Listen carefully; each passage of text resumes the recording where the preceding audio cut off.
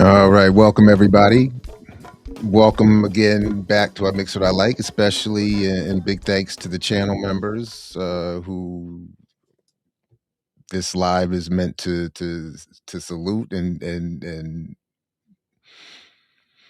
appreciate. Again, this will get shared directly to immediate, as soon as possible, right afterwards to Patreon, and then it'll go live on tomorrow, Wednesday morning. So those who see it then, appreciate you. Please do like, share, subscribe, and support the platform however you see fit. And I got sent this. Shout out to CC. Not sure if they want their name shared, so I'll leave it at that for now. But I appreciate the heads up on this, and I have not seen this, so I'm gonna live react with whoever's here. And salute Eric, appreciate you. And and yeah, so we'll see how it goes. Have a little bit of fun. Its runtime is a little over an hour. I've set it to 1.25 speed, so I hope that's not too disturbing to anybody, but want to get a little bit of pace on it, and then we'll go from there. So just one quick check.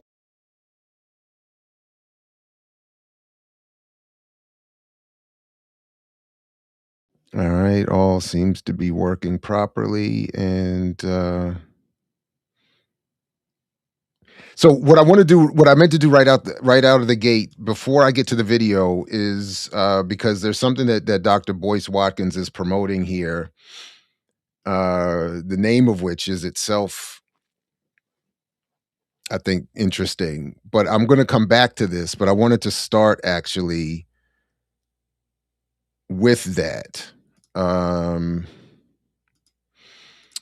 So what I'm going to do is and I'll put the link in the show description, but this is his website that he's promoting here, Certified Options Investing Network, Coin, or as some of us might read, Coin. um, but just quickly, he's offering lessons in investment, certified options investing network. I don't know. So I don't know what the certified is meant. So I might look into that too. A 12-week masterclass where you can learn from financial empowerment from Dr. Boyce Watkins, respected and one of the most respected voices in stock market education. And but I just wanted, this is the part I really wanted. When you click to book an appointment, how affordable is Coin? So I just want to just highlight this right here. One time pricing $5,000.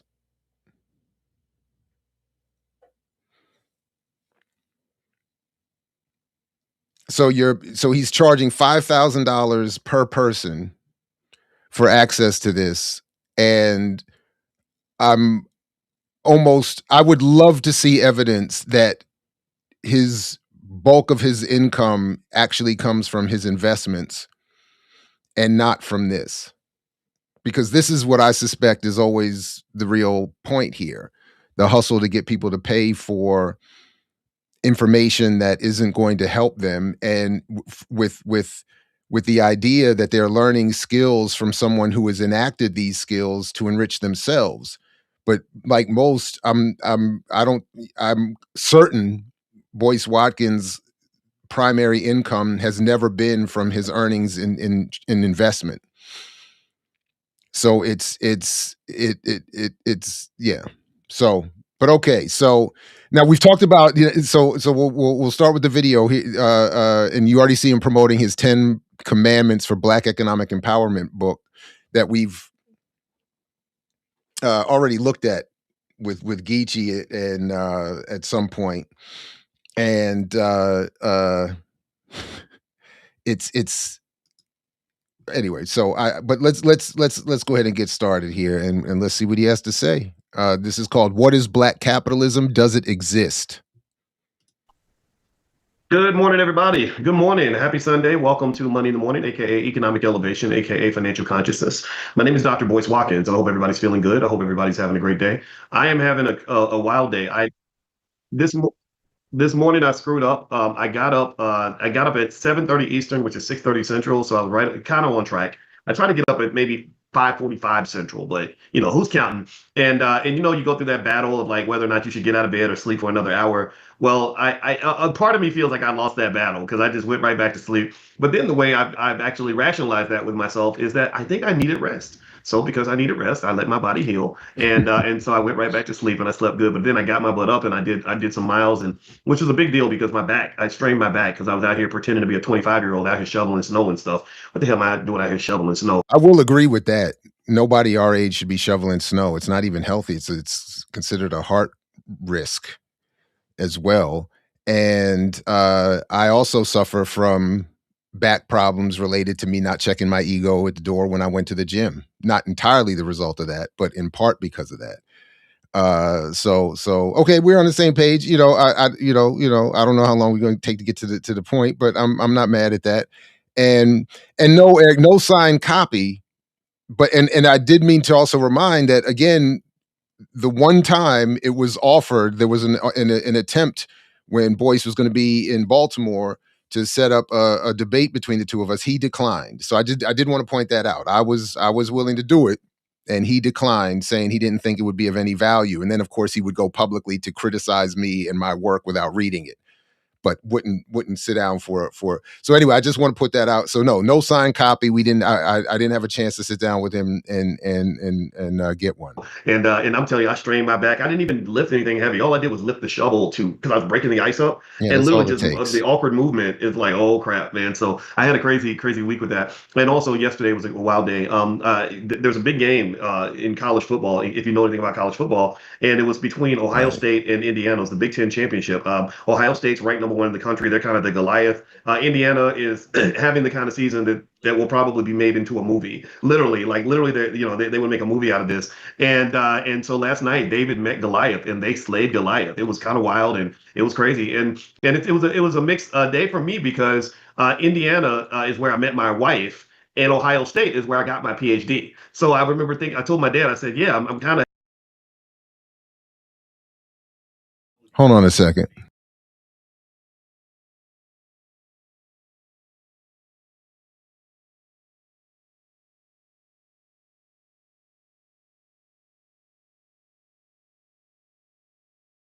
My bad, my bad. Something was playing. I hope you Have didn't mixed hear that, but emotions something was because playing in the Indiana, background over Ohio here. State gave me my doctorate. Indiana gave me my wife. And I said, I don't know which one's the bigger pain in the ass, though. That's the thing. I got to figure out which one was the Oh, bigger pain in my wow. ass to acquire. But I'm kidding. I didn't acquire my wife. She acquired herself. You don't own people. Stop that. That's slavery. But still, though, anyway. But both of these places gave me an amazing gift. And I'm going to say my wife is the bigger gift. And so, therefore, when Ohio State gets beaten by Indiana, which actually was the greatest, it's the greatest season in 130 years of Indiana football. They've never been ranked number one. They've never won. They haven't won a Big Welcome. Ten championship in 50 years. It was really kind of wild. So anyway, with that being said, that was my day yesterday, and I watched the game with my dad, and it was a lot of fun, and we had a chance to really reflect on a Yeah, lot of this is things. A cool. lot I'm of things glad he's spending about time with his the years, going through pops. the years and everything. And so here's what this led me to do. So this morning I got up and I started thinking about capitalism, and I was just sort of kind of going through the history of capitalism and trying to process this because I've heard people use a term before, and this term is black capitalism.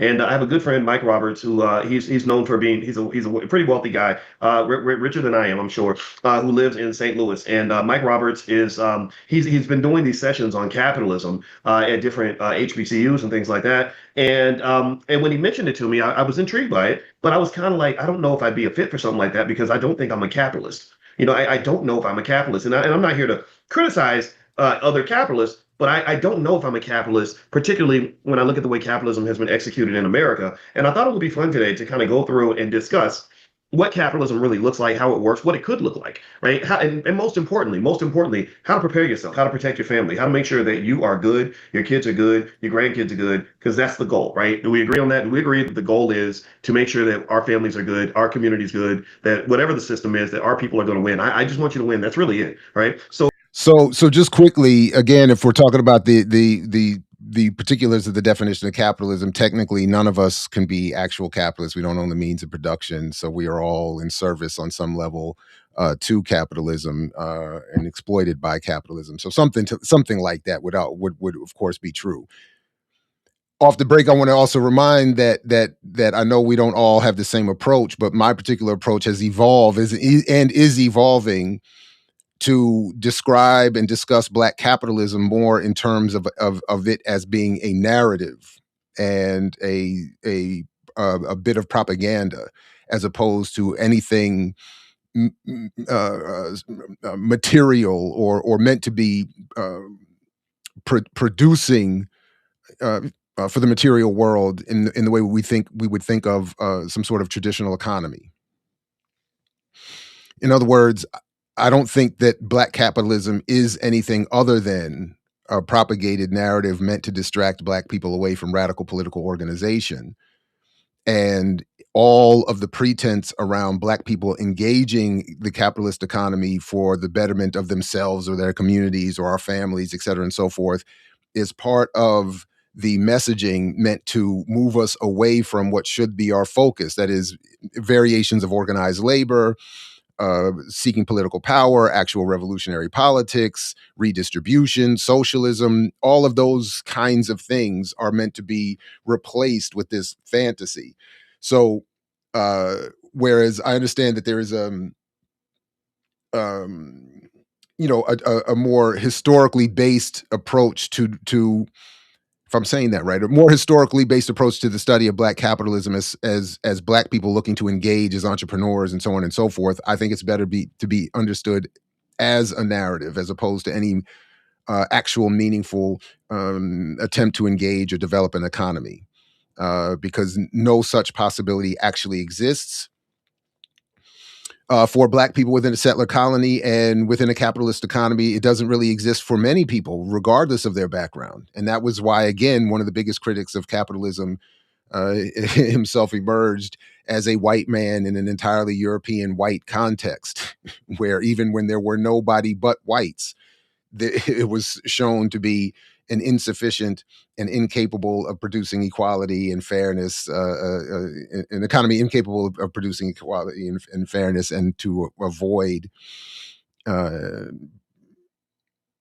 being based on anything other than exploitation, theft of land, labor, and resources. So, but all right. And then yeah, I guess the goal is always to take care of family and community, et cetera, and so forth. Of course, the best way to do that would remove the kind of imposed competitive, exploitative political economy or economy that we are economic and social system that we're meant to suffer within. That is capitalism. To get rid of that would be the best way to take care of all of ourselves and our, as opposed to having us compete with one another and pay one another thousands of dollars for a kind of analysis that won't help us get anywhere. Well, here is a formal definition of capitalism. I'm going to read it, but I could sort of arm wave my way through it, but I'd rather read it so you can really, we can nail it down a little bit. Capitalism is an economic system in which the means of production, the things that the means by which things are produced, such as land, factories, technology, and capital. Write that down: land, factories, technology, and capital. Land, factory, technologies, and capital. Land, factories, technologies, and capital. I keep saying that because this can be maybe trigger some. Land, factory, technology, and capital, all of which has already been accumulated within the tiniest segments of the most white, elite, mostly male segments of the world. So none of those are areas into which Black people can now enter because of the already accumulated primitive accumulation that Marx described, that already exists. It has already been monopolized. The land, the stock, the technology, all of this has already been monopolized in terms of ownership, investment, and the lion's share of the wealth that is produced from all of that. So the only option left at this point is for us to redistribute that wealth on our way to evolving some better form of society. Senses in terms of, okay, these are the things I want to control if I want to have some power in the society. Land, before integration, Black people used to want to own land. We had lots of families that owned land and business. But that land was that we did not have lots of families that owned land. There were attempts to get land, and through a variety of political and otherwise machinations, whites took the land, took the best land, took the productive capacity of the land, took control of as again, too Black has been talking about with the supply chain. It was still whites that had the seeds and the technology to till the soil, and still had the markets and the ability to deliver to those markets, and had the ability to set taxes and tariffs on various products, and to force farmers to farm certain crops and not others, and so on and so on and so on and so on. And then in the end, we're still in a situation where 4 or 5 white men in the United States own more land than all of Black people put together.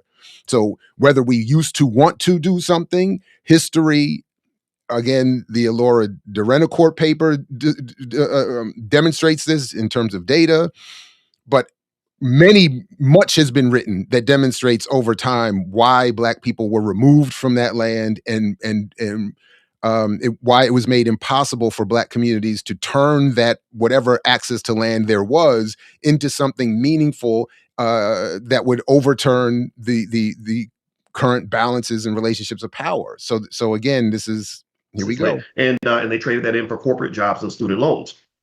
Factories, you're producing something. You are a producer, not just a consumer. And they didn't trade that for corporate jobs and student loans. This was part of what was promised through a variety of propaganda and political struggle that would be the pathway to improvement for Black communities. And because they had been removed from the land, it wasn't a choice. There was no moment where Black people said, you know what, here's the land, we would prefer to go to college. That's not how he's describing this as if Black people have been the choice makers here and the determinants of which way things would go. And that's just not historically accurate. When you are simply the consumer, then you are simply consuming the things that the producers. And here we go again, out the gate, bashing the consumer. This economy is 70% based on consumption. The consumer drives the economy. The consumer should be more respected and appreciated. And if people are not consuming the products that are being produced, the economy collapses. So this part here is another misunderstanding. And to suggest that we are going to remove populations, black in this case, from the consuming pile and put them in the production pile, who is going to consume what those black producers then produce? Again, the question shouldn't be bash the consumer and try to become a producer. The question should be, let's recognize that without one, the other is of no value, and that the exchange between the two is what creates the wealth in this society that needs to be better redistributed. So this is he's just following the same mythological patterned rubric that has been set by the white industrialists and capitalists who have constructed this free market fundamentalist mythology over the last 100 years or so. Create for you. Do you understand? Like you are, it's their world and you just living in it. Right? You are, your reality becomes a product of whatever they decide reality is going to be. That's kind of a scary place to be. Technology. But that's not a result of being a consumer. That's a result of political power. So again, he's denying what should be an appreciated contribution of the consumer here. We know how important technology is, either controlling it or at least understanding it. That's why, for example, when we talk about this extraordinary technology called artificial intelligence, there it is. So the only value, salute to De La Soul, rest in peace to Dove, the new album, please check it out. And they remind us it's art official intelligence. Art official intelligence, not artificial intelligence. Art official is how it should be understood. So he's just promoting the same mythology around AI. He's supposed to be a finance expert and seems to be completely unaware of the bubble that AI actually is. How it's, again, as Dwayne Monroe and others have been showing us, in this incestuous cycle, funding and feeding itself in the economy, driving the economy right now, and producing none of what the value that it is being said to produce. And again, technology doesn't change social relationships; it only enhances them. So there is no getting in on AI. There's no catching up to NVIDIA and whoever else is driving all of this. So this is silly. And we formed our AI group. I said, look, your goal isn't just to know AI; you also want to own AI. So this week earlier, I did the training on how to be the perfect AI investor. We went through every nook and cranny. And I'm sure he showed, charging these people $5,000 a pop. I'm sure he showed them where he's an investor in AI and how his portfolio is making a whole bunch of money, right? Money was buried, where all the opportunities. And remember when he got remember the whole, what was it, Timothy Wu thing that he got exposed with, right? The Asian dude who was explaining that Boyce is part of the mechanism of marketing to black communities, what white and other corporate ruling elites want marketed. So I mean, this Watkins should have been marginalized more properly just from that incident alone some years ago. But if not, his analysis here should be seen as what it is. It's a confession. It's a confession of what he does clearly not understand about how the economy works, and is just unfortunately misleading whoever is paying him for all of this information. Opportunities are where all the contingencies live. And we said, okay, we can invest here and here and here and here and here. That way you're planted in, so that as the seed grows, you'll get a piece of that harvest. Right? And you won't get a piece of that harvest, because how much do black people have to invest, especially after they've given Boyce $5,000 for this information? And remember, I showed the other day with the Apple stock, where you had a black woman and I believe a Nigerian woman telling her audience to invest in Apple, and there's like 14 billion shares of Apple. Tim Cook, the CEO, has like 4 million, and it's about 1% of all the overall shares at 270 per share. Where are black people going to get in on AI and catch up and become a meaningful part of what wealth is created, especially when this is a bubble that he's inviting them to invest in something that's likely going to take their money? right? You won't be victimized by the AI.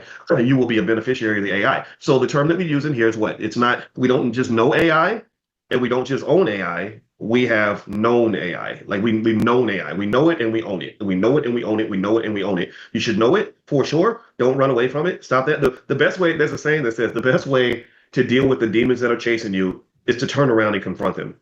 The best way to deal with those demons that you're running away from is to turn around.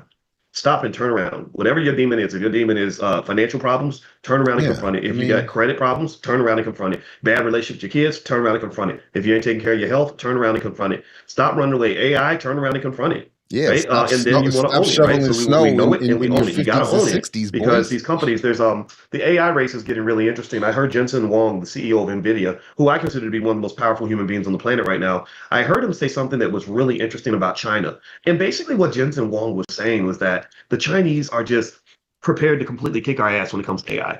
And a lot of it comes down to like just how quickly they can produce and manufacture things. Like in the U.S., in order to build anything, if you want to build a gazebo in your backyard, you got to get like 10,000 permits and inspections and all this other stuff done. And if you have a really complex project, then it's going to really take you a while to get that done. The Chinese, they can build a hospital in a weekend. That's what he said. He said they can build a hospital in a weekend. First of all, to the extent the Chinese are doing whatever they're doing, it's because of nationalized, state involved, government involved, socialized in terms of the distribution of the goods and services policies. So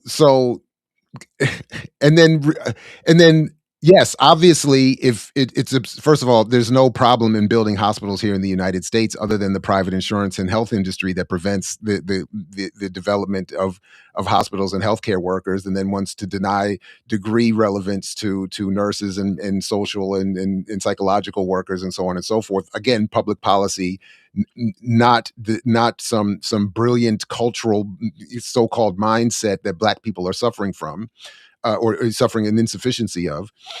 Uh, so yeah, that's not the issue. And of course, if you live in a community and want to build a gazebo in your front yard, yeah, you're gonna have to check with the homeowners or whatever, the community. That makes sense. But to compare that to the Chinese deciding and then deciding a need and then building a hospital and then just doing it is absurd. And again, to then deny what should be the focus of discussions involving Black people, poor people, oppressed people, which is political power and redistribution and nationalization and government involvement and all this other stuff. He's saying he's ignoring that aspect of what the Chinese are doing and doing well to great success, relatively speaking, and telling his Black audience to do everything independently, individually, through starting with paying him $5,000 for his coin investment network. They can build AI data centers like it ain't nothing. It takes us years to build out a data center because there has to be an environmental study and there has to be approval. And as there should. And that's why people right down the street from me in PG County have been protesting, because they don't want data centers to come into the community and destroy the environment and develop AI that's going to replace them as workers and so on and so forth. These are the things that which would be an actual component of real financial literacy. That is teaching people what is actually being done to build this new so-called AI economy and what that's going to mean to working people, instead of telling them that they're poor because they don't know how to invest properly. But For every little thing, and a lot of things have to be coordinated. So he said they produce faster. Actually, and also they produce people in a certain way. The Chinese produce more engineers in a year than the U.S., India, and Japan combined. They produce more engineers. Again, this is public policy. This is, again, the core component of my argument that people like Boyce always want to leave out. They're making decisions based on what's good for their national well-being. They're not making decisions, relatively speaking, on what's good for a relatively small segment of a bourgeoisie.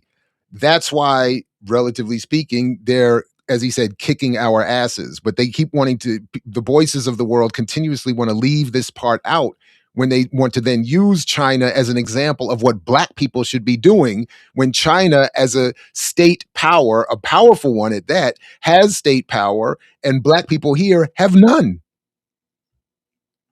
Years in a year than us plus India plus Japan combined. And also their engineers are better than our engineers. They didn't go to college and spend 4 years drinking beer 50% of the time. They are ready on day one to go get something patented. They're ready on day one. Again, that's nonsense. The idea that all Americans scholars or engineers in this case do is go get drunk and blah blah blah has nothing to. That's not why China again is producing better engineering students. It's public policy that invests in the quality of the education, that invests in the quality of the lived experience of the student, that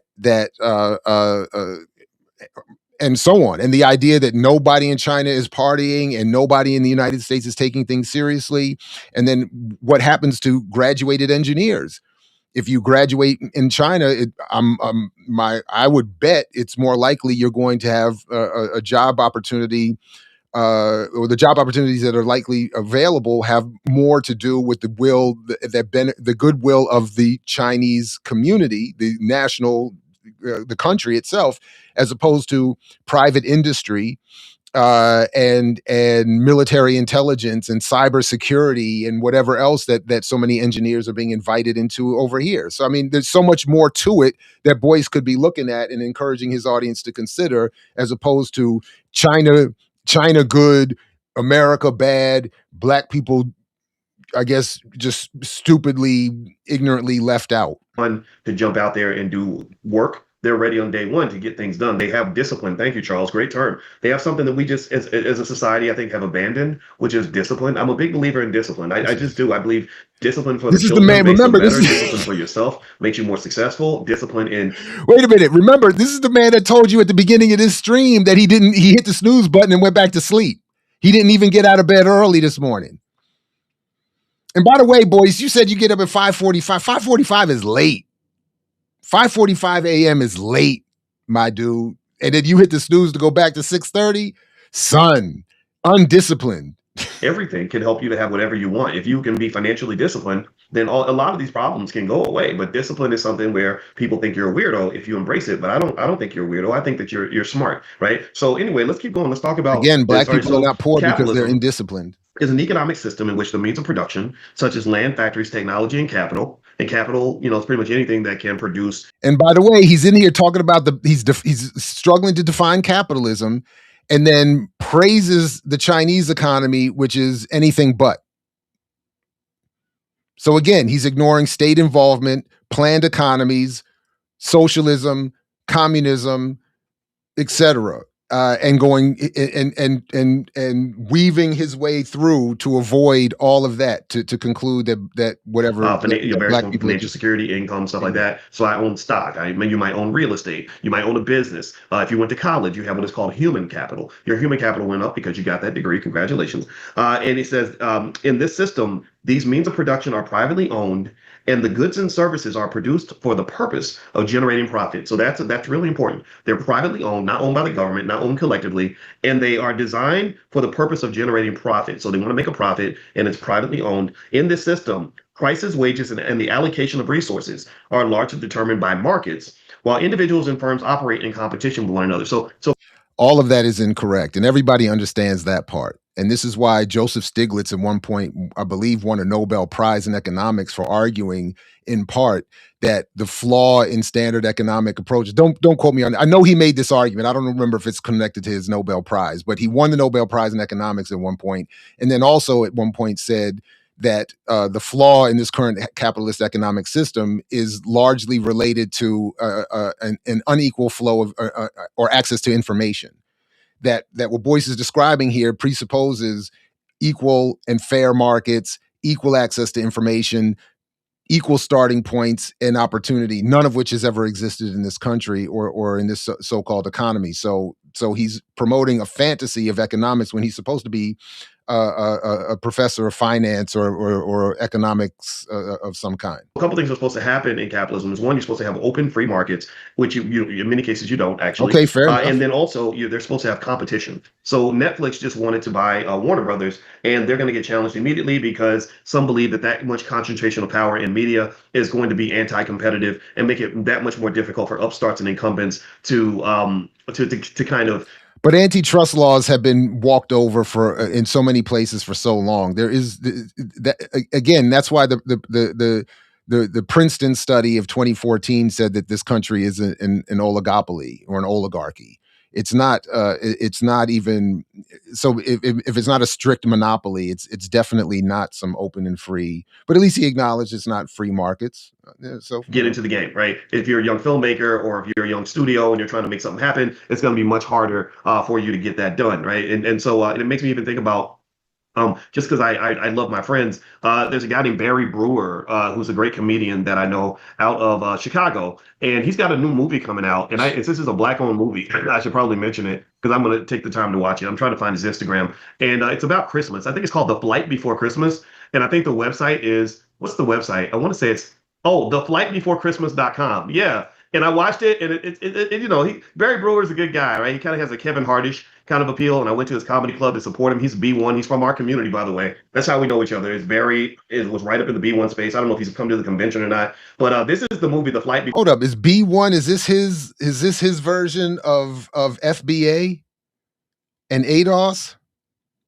B1? Before Christmas, and they actually, it looks like they're seeking their own distribution. They have a website, theflightbeforechristmasfilm.com, and I think that's the exclusive location where you can watch it and rent it and all that stuff. And I think that's kind of cool, but it's hard, right? It's really hard to if you're not on Netflix and getting that instant distribution and that instant check, it's hard to compete with that. And so it does become an uphill battle. But as I'm just thinking about it, I'm like, yeah, let me just support my friend and mention his movie because this is the kind of thing that makes a difference, right? And so theoretically, the way capitalism is supposed to work is you're supposed to have avenues for open, easy competition, but you really don't. You really don't. We all know Netflix comes through, they eat everybody's lunch, and it becomes kind of difficult for anybody to really compete. And that's just what it is. All right. Now, one thing I want to mention too is I'd ask you guys to tell your B1 story in terms of how you're using investing and things that we talk about in class to make your lives better. And so I just to keep with that, I want to mention one story I saw. This is from Janine Wharton. So Janine, if you're here, say hello.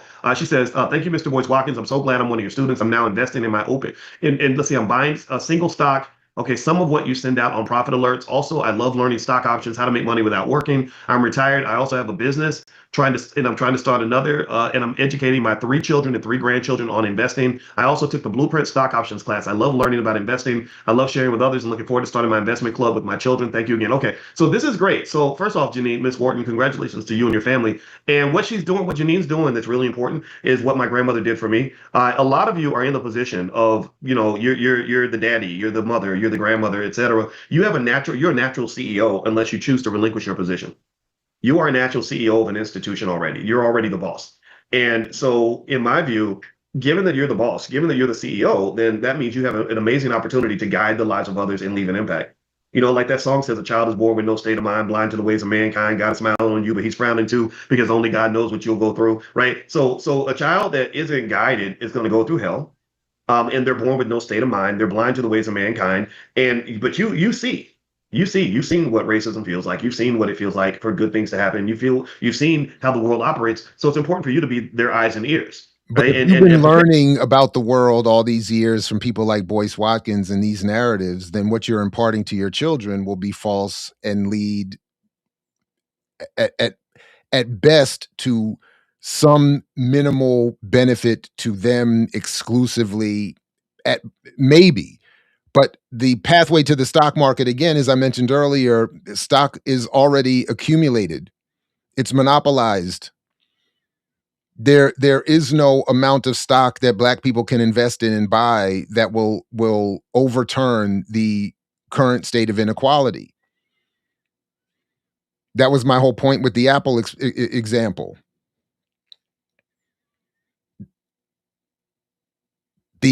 Whether if it's not the institutional investors like BlackRock and Vanguard, if it's not the dominant elite stockholders that again, the CEO Tim Cook of Apple has millions of shares and they amount to about 1% of all Apple stock. So there is no this is again, all of this is done to avoid what should be the real struggle. And it shouldn't be let me look to earn money without working by investing and owning a business and earning and living off the labor and exploiting the labor of others, which is ultimately what that is. It should be, we have already created the wealth and it should be redistributed. And so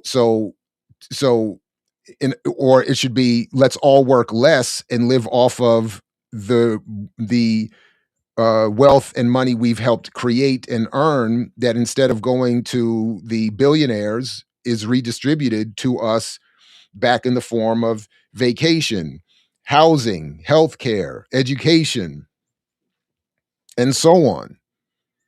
That should be the goal here.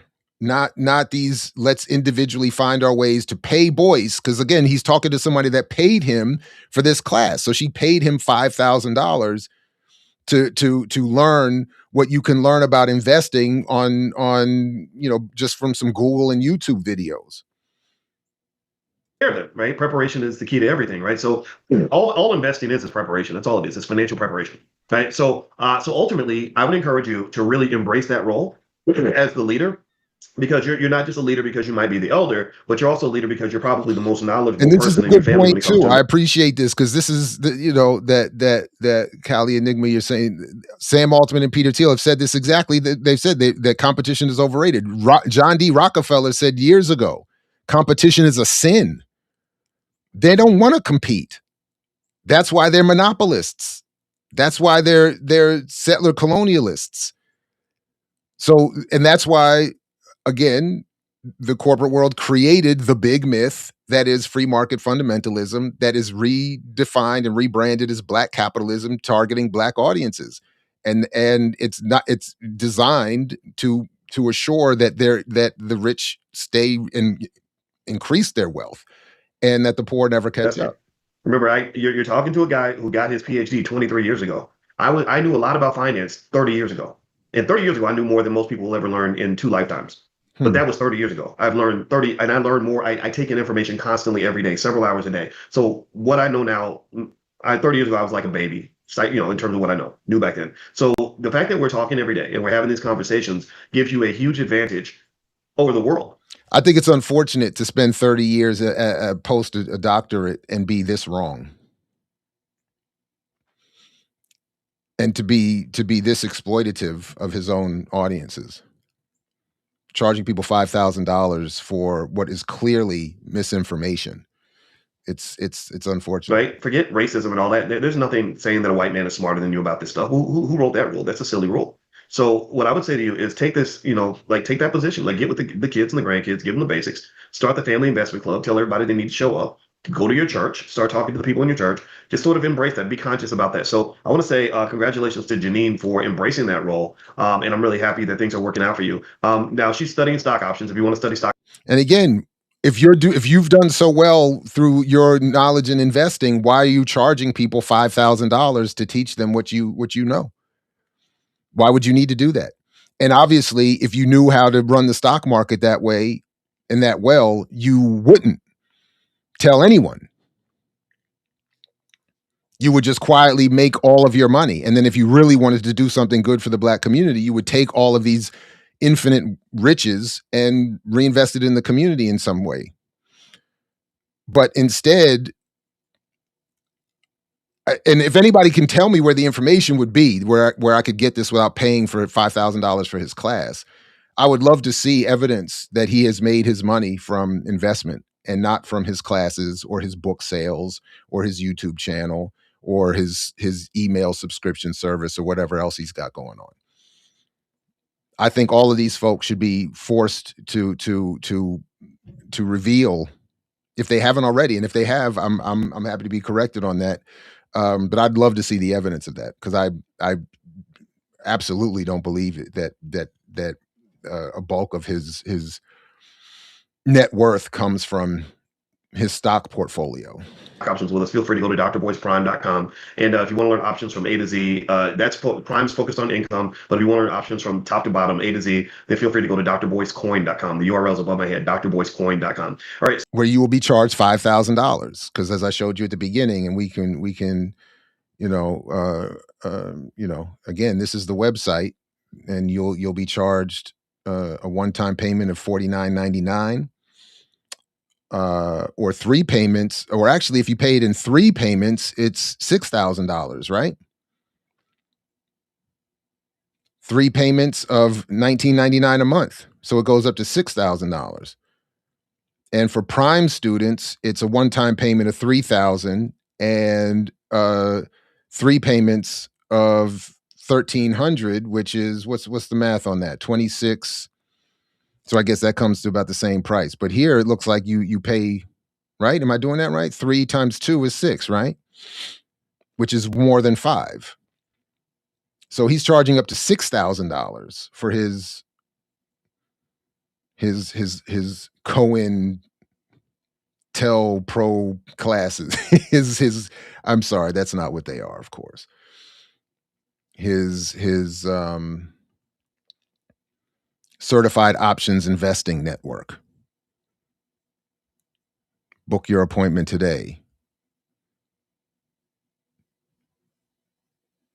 And if it's a 12-week masterclass, then how are you paying 3 weeks?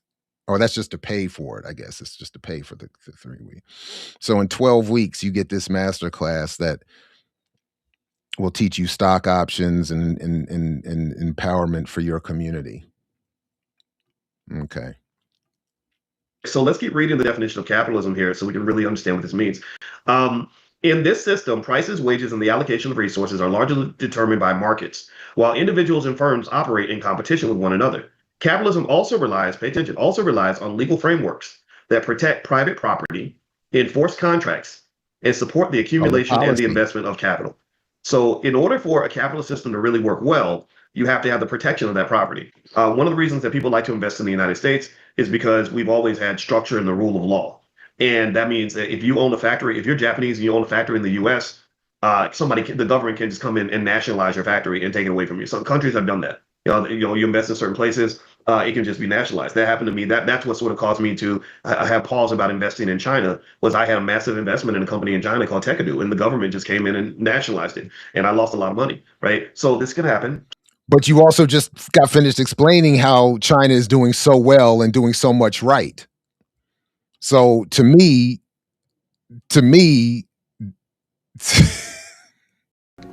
Message. to me, that's the sounds. Of course, China said, no, you can't set up some nonsensical company that rips off investors and exploits people and doesn't do that. That's probably what happened. Whatever he was investing in, so they snatched it up and took it and got rid of that joint. Or they said I don't know, but the point is they were just a minute ago, Boyce, being said by you to be doing so much right. Maybe this is the point. But ultimately, for me, the issue is that what he's describing here is the political power, the public policy that determines all of this, protects all of this, and allows for all of this to occur, that we're constantly being told we should never address ourselves to. And the rule of law, again, is a colonial tool that establishes the right for the settler colonial or the imperialist power to do legally, quote unquote, whatever it wants to do. So the U.S. is a great place to invest because they don't really tend to do things like that, and they tend to allow you to enforce your contracts. They also allow you to they support the accumulation of capital. They create rules of the road that allow for a really powerful, very liquid stock market where you can go in there to Right. They set it up so that those who have all the capital, who have already accumulated all of the capital, which is not income, but it's an investment that earns money off of the labor of other people, which is why Warren Buffett famously said a little while ago he pays less in taxes than his secretary, because capital gains taxes are not taxed at the same rate as income, because the people who wrote the rules wrote it in defense of themselves. They have all the capital, they have all the wealth. So they wrote rules that said you can't tax that, tax people's incomes. Black people don't have capital. So instead of targeting the rules that abuse us, the majority of where we would find ourselves, people like Boyce take up to $6,000 from their audiences to tell them to ignore all of that and focus on setting up a business. 5 days a week and sell your assets near the full market value. Now, I want you to compare that to your private business. Let's say you start a business with your cousin and you're selling shea butter on the weekends and you make good money, but then you say, we want to get out of the shea butter business and we want to sell this business. Well, there's a hard process you have to go through to sell that business.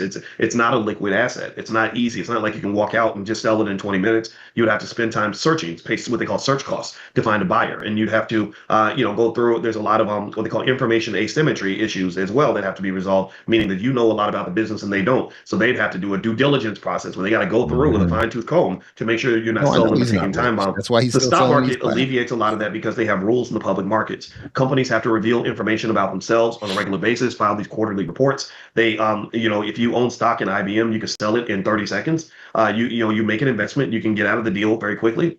But you're still an owner, right? And so the quickest way to have a black-owned business is to buy stock, because if you're black and you own it, then that's a black-owned business. And So wait a minute, hold up. I know this is already long enough, but did he just say, hold up? I know he didn't just say if you buy stock in IBM, that counts as now being a black owned business. they got to go through with a fine-tooth comb to make sure you're not selling them and taking time bomb. The stock market alleviates a lot of that because they have rules in the public markets. Companies have to reveal information about themselves on a regular basis, file these quarterly reports. They, if you own stock in IBM, you can sell it in 30 seconds. You make an investment, you can get out of the deal very quickly. But you're still an owner, right? And so the quickest way to have a black-owned business is to buy stock, because if you're black and you own it, then that's a black-owned business. In my view, it may not, you may not be the only owner, but that's okay. There's no rule. The fuck is he talking about? Against more and more people to embrace ownership. Sometimes it seems that people will take it to the extreme, and they So you don't need to worry about not being the only owner. So again, when Jay-Z was 1% owner of the Brooklyn Nets, we were supposed to parade him around proudly as a black owner of the Nets and not see the fugazi hustle that was, and a neo-colonial gentrifying move that was in favor of the majority owners. Is that what he's really saying? That there's no difference and it doesn't matter if you have 1/10 of a percent of ownership? Come on, man. Come they feel on, that they have man. to own everything that they're ever a part of, and that they have to be the only owner, right? And I'm not here to promote on any level maybe the lone Negro philosophy, the solo, King Kong consciousness, like I am the man, I am the boss, I'm the HNI. King Kong consciousness. So he took a shot at Umar on that one, right? Umar's down bad. He took a shot at Umar, right? The fuck is he talking about? I didn't even mean to hit that again, but it seems relevant. I see kind of mindset.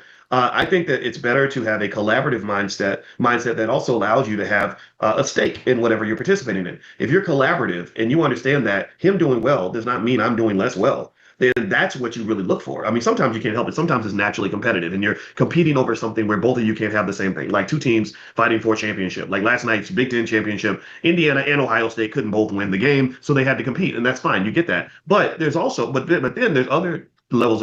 Yeah, but the owners of, so to speak, of college football, and the owners of the NCAA, and the owners who and the people who have all this investment in NIL deals and et cetera and so forth, they don't care who wins. They just need the game to be played, and they win no matter what, because that's what ownership actually means. So even his analogy here doesn't even work for his nonsensical scenario here, that any form of ownership is black ownership. And if you and I'm hearing that he said it that way. So I'm interested if folks heard it differently, to please let me know that he's saying if you buy stock, even if it's in IBM, even if you're a minority owner and others own a majority of it, it's still black owned because you're black and you own some of the stock in that company. That is bizarre. And that's a PhD with 30 years of advanced, as he said, hours a day of education on these subjects. This is the level of information people are getting for $5,000 to $6,000 for his Cohen Cohen financial programs, Competition Cohen FinPro. that are unnecessary. Like, so if I'm on the same team as you, if we both play for Ohio State and I'm the wide receiver and you're the quarterback, I shouldn't compete with you. I shouldn't feel like you having a good game means I didn't have a good game, right? And No, in fact, only a receiver can only have a good game if the quarterback has a good game, or more or less. that's unnecessary. We're on the same team. So for black people, I think that there is an importance in understanding that you're on the same team. While at the same time, though, you have to represent your own interests, right? So that creates what I might refer to as healthy competition. I don't necessarily need to have every situation be one where I'm the only owner. I've seen people like that, where if they're not the boss, if they're not the leader, if they're not the main one, if they're not Man, getting all the benefits, they will not participate, and they will walk away from a collaborative scenario where they would actually do better collaborating than trying to do everything by themselves. I had to have a long conversation with a young lady I mentor. I said, every time somebody invites you to participate as a team, you walk away from that and then you go off and do it by yourself and you fail. And that's people do that in relationships. People don't want to be a part of a team. Well, I don't how much compromise are and you I ain't charging for settling and that I ain't letting it. mentorship? Okay, well, go sit by yourself and try to do it all by yourself. You go be the husband and the wife and the mother and the father and see how that works out for you. It's better when you find good teammates and you can make sure your interests are represented well and do due diligence to make sure you're participating in something that actually works, and then you can be more successful that way. So the idea of competition, I think, is something you want to really think about when you're talking about doing business. Also, earlier we were mentioning liquidity. If you get into something, how easy is it to get out? So these are some of the things that capitalism can do. Now, I want to make it clear though, when people talk about that term black capitalist, I've had people say that. I've had people say, well, Dr. Boyce promotes black capitalism. No, I do not. Please don't ever say that. Don't say Dr. Boyce is the black capitalism guy. I'm not that. No. I believe in black business ownership. I believe in black free enterprise. I believe in black wealth. I believe in black financial security. I do not believe in black capitalism in the sense of what capitalism has come to represent over time. And in fact, there was a book written by All right, wow. Hold up. I'm gonna come back to that. I just want to hold up. if you get into something, how easy is it to get out? So these are some of the things that capitalism can do. Now, I want to make it clear though, when people talk about that term black capitalism, So again, this is why I keep wanting to say that because I knew he was going to. I said something to the effect he was going to do something funky with the definition,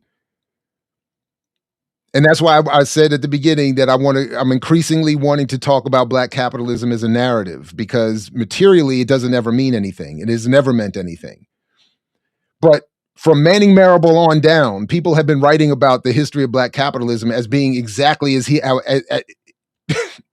being exactly what he is now saying he is not, but does down to the letter.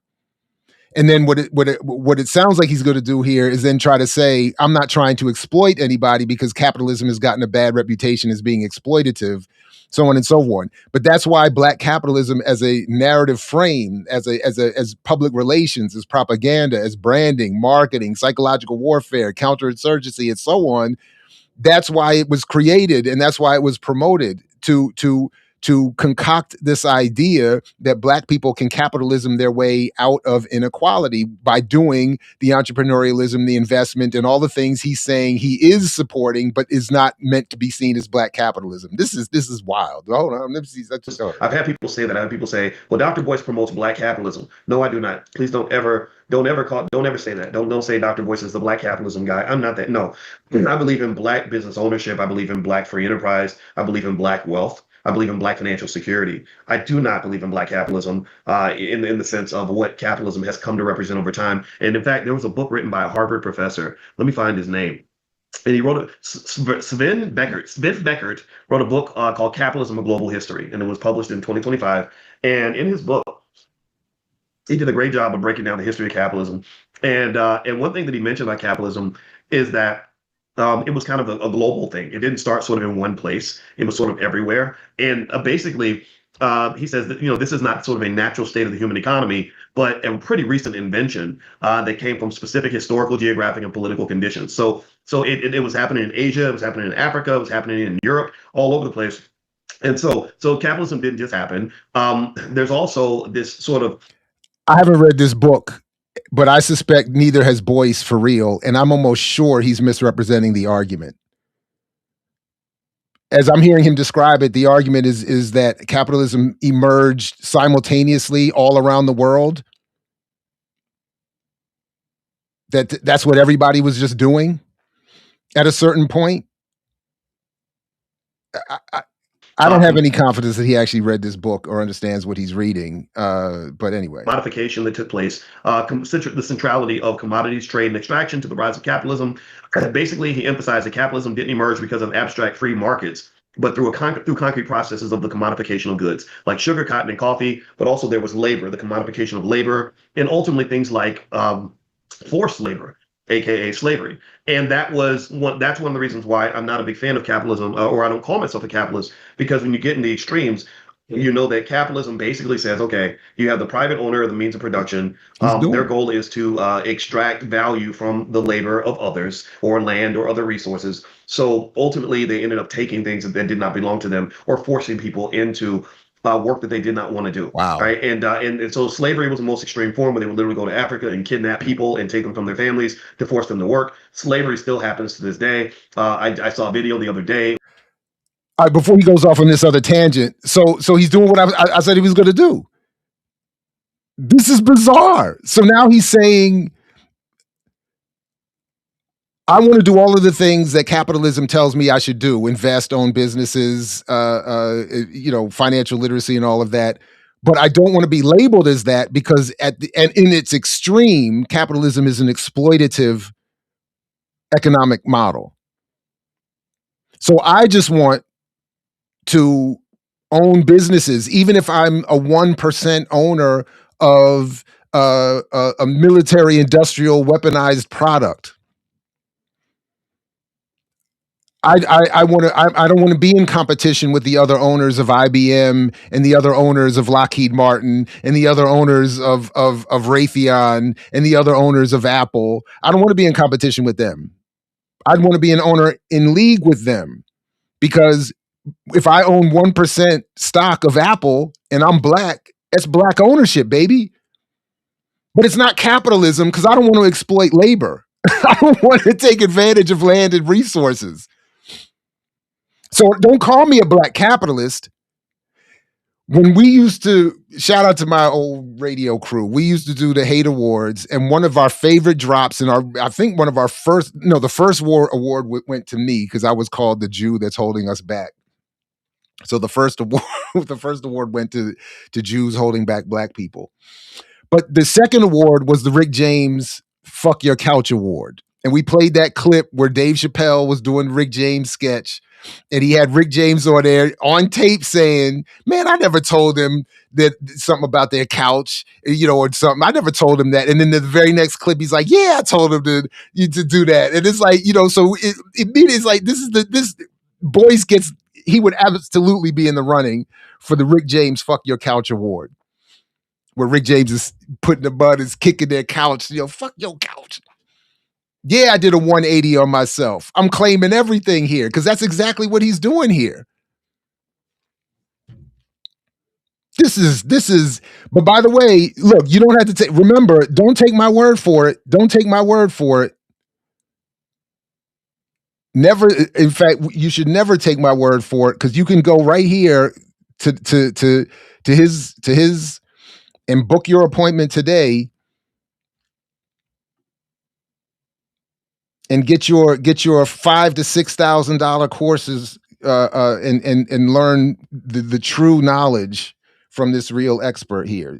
Don't take my word where for they it. were talking, where they were warning women about the fact that Uber and that there are sex traffickers that are now posing as Uber and Lyft drivers, who are offering water to women when they get in the car, and the water has a drug in it, and they then put you to sleep and take you away. So be really careful. Don't be drinking water when you get in the Uber or the Lyft. And I think that's true for males or females. There are examples What around the the hell world does this happening have right to now do of with people being anything? kidnapped. Like they're doing a lot of this in parts of Africa, like in the Sudan and other places where a richer country next door, they'll put up job applications and say, hey, if you want to be, you want this job, come to a job interview. And they actually kidnap the people when they came to the job interview and force them to work like in a This call is why center you're not a or capitalist? these massive scamming operations. So these things are still happening all around the world. Now in America, thank God, it's not this extreme on a regular basis, not for most people. But where I see forced labor happening is the fact that when you don't have any ownership of any form of capital, then ultimately someone seeks to own you. And you have people that are forced in these horrible working conditions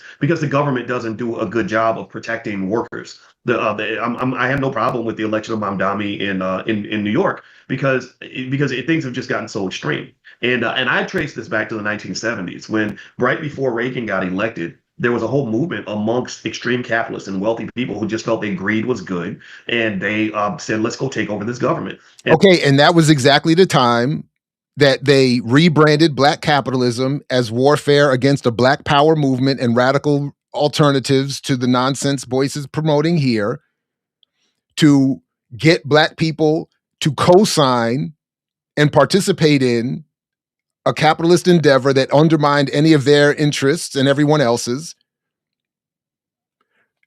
so that in 2025, people like Boyce could come back and say,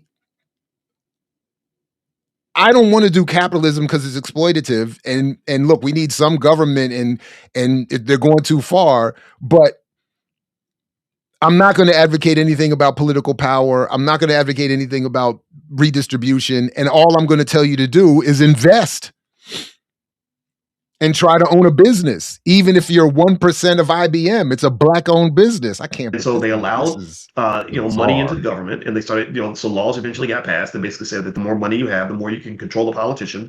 And as a result of that, you have very few protections for workers in this country. There's no reason they shouldn't increase the minimum wage. You can still get rich and pay people $30 an hour. There's no reason they shouldn't support labor unions. You can negotiate with the labor union and come up with a fair deal, right? There's no reason that they shouldn't have social safety nets. You can have social safety nets for poor people and still get rich. But Boyce, none of this is going to happen if all of your advice to Black people is the solutions are investment and paying you thousands of dollars for your financial literacy courses.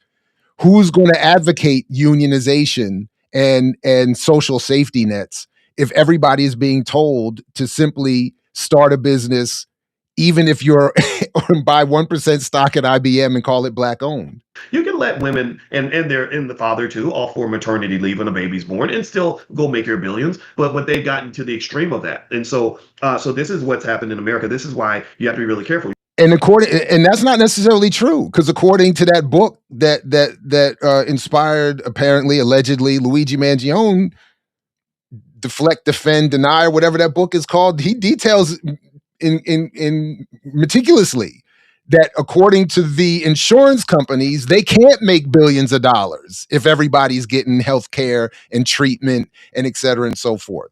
So you can't make all the money that they intend and want to make if people are actually getting $30 an hour and paid vacations and the treatment that they actually need medically. So I think Boyce is trying to walk a fine line here, because he's trying to say I'm not a capitalist while capitalisming or trying to endeavor to capitalism. You have to protect and defend yourself. So this is why certain things are essential for those who want to survive. Like having the emergency fund is important because ain't nobody going to come save you. Owning stock is critical because your job isn't going to make you wealthy. It never will, 9 times out of 10. And neither will the stock market. See, there he is right there. So you're saying I'm not a capitalist and I don't want to support an exploitative system, but you're telling people to own stock as a necessity to overturn their economic condition, which is, I think, been proven to be impossible. If my argument didn't do it by showing that stock is already owned by a handful of the population, where are you going to get it? And again, as I keep going back to that Tim Cook example, what stock are you going to get that's going to catch anybody up?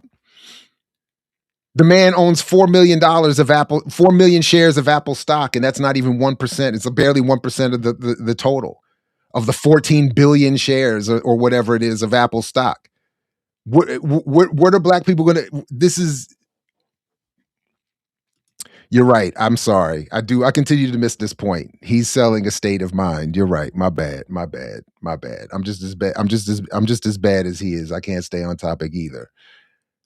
This is why financial intelligence and discipline matter. Having financial literacy is essential so that you know what's going on and you know what it means to have a piece of the American dream. Like the American dream does exist, but it tends to live in the stock market. That's where the American. And again, Erica, future Dr. Erica Brown, Kendall Riley, in their interview with me and in their broader work and in other broader, that's not true. Financial literacy is not preparing you to understand how the economy works. Financial literacy is specifically designed by the people that Brown and Riley and others point to in their work, showing Lusardo or whatever her name is and all these other like they've constructed financial literacy to be specifically about not teaching you how the economy works, and that encouraging you to think that understanding stock and options and investment that Boyce is selling at thousands of dollars will actually improve your relationship to the economy. And in fact, in their work and in future Dr. Brown's work forthcoming Oh, I forgot. I gotta finish reading the latest. Anyway, her latest pages that she's shown that the more financial literacy Black people have, the worse off they actually are vis-a-vis the white community. So so Boyce is as he said a minute ago, he's 30 years post his PhD and in enhancing his knowledge, and I think he's going backwards. The American dream is not in the factory. The factory is the place where you go and you create the American dream for the people who are invested in the stock market. So this is one of the reasons why I'm very proud that in the Black Business School, 91% of our students are stock market investors. I'm not, but this Sure, and I'm sure they have 1 or 2% or 1 or 2 shares of stock, and I'm sure it's not making them much money, as I'm sure it's not making you much money, because you wouldn't be selling courses if you had been killing it in the stock market. You wouldn't be giving away the game. It's a zero-sum game. Not everyone can win. That's the whole point. So this is terrible. is not an endorsement of the system. This is not me saying I'm happy that America is a financial addict and an extreme capitalist. It's me saying, okay, well, here are the rules. Here's how it works. I'm a finance professor. I can only tell you how the game is played and how you can win it. I'm not here to tell you whether or not it's an appropriate game. Or if you were to force me, I'd say no, it's not appropriate. But I want you to win. All right. Oh. This might be it. This might be it. It's incredible. I love Rhonda.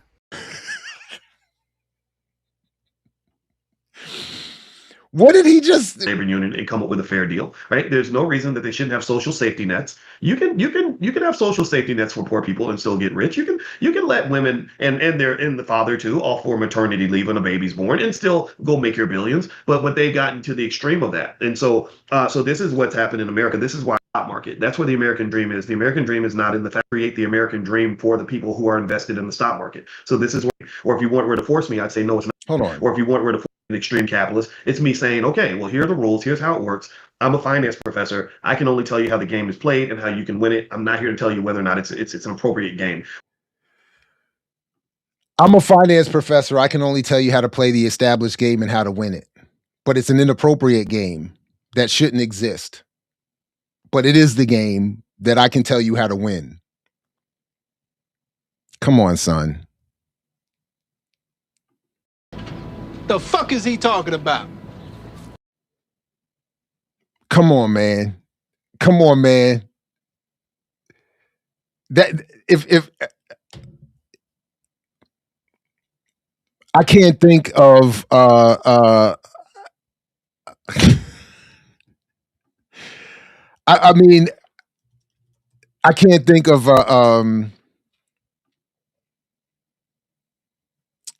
a greater confession, a more obvious confession than that right there. That I'm just gonna have to pull this up here real quick because that's I think we need to put a footnote and a emphasis on this part of the video. I mean, this is absolutely remarkable to me to hear him saying this. They're not confessing. They're bragging.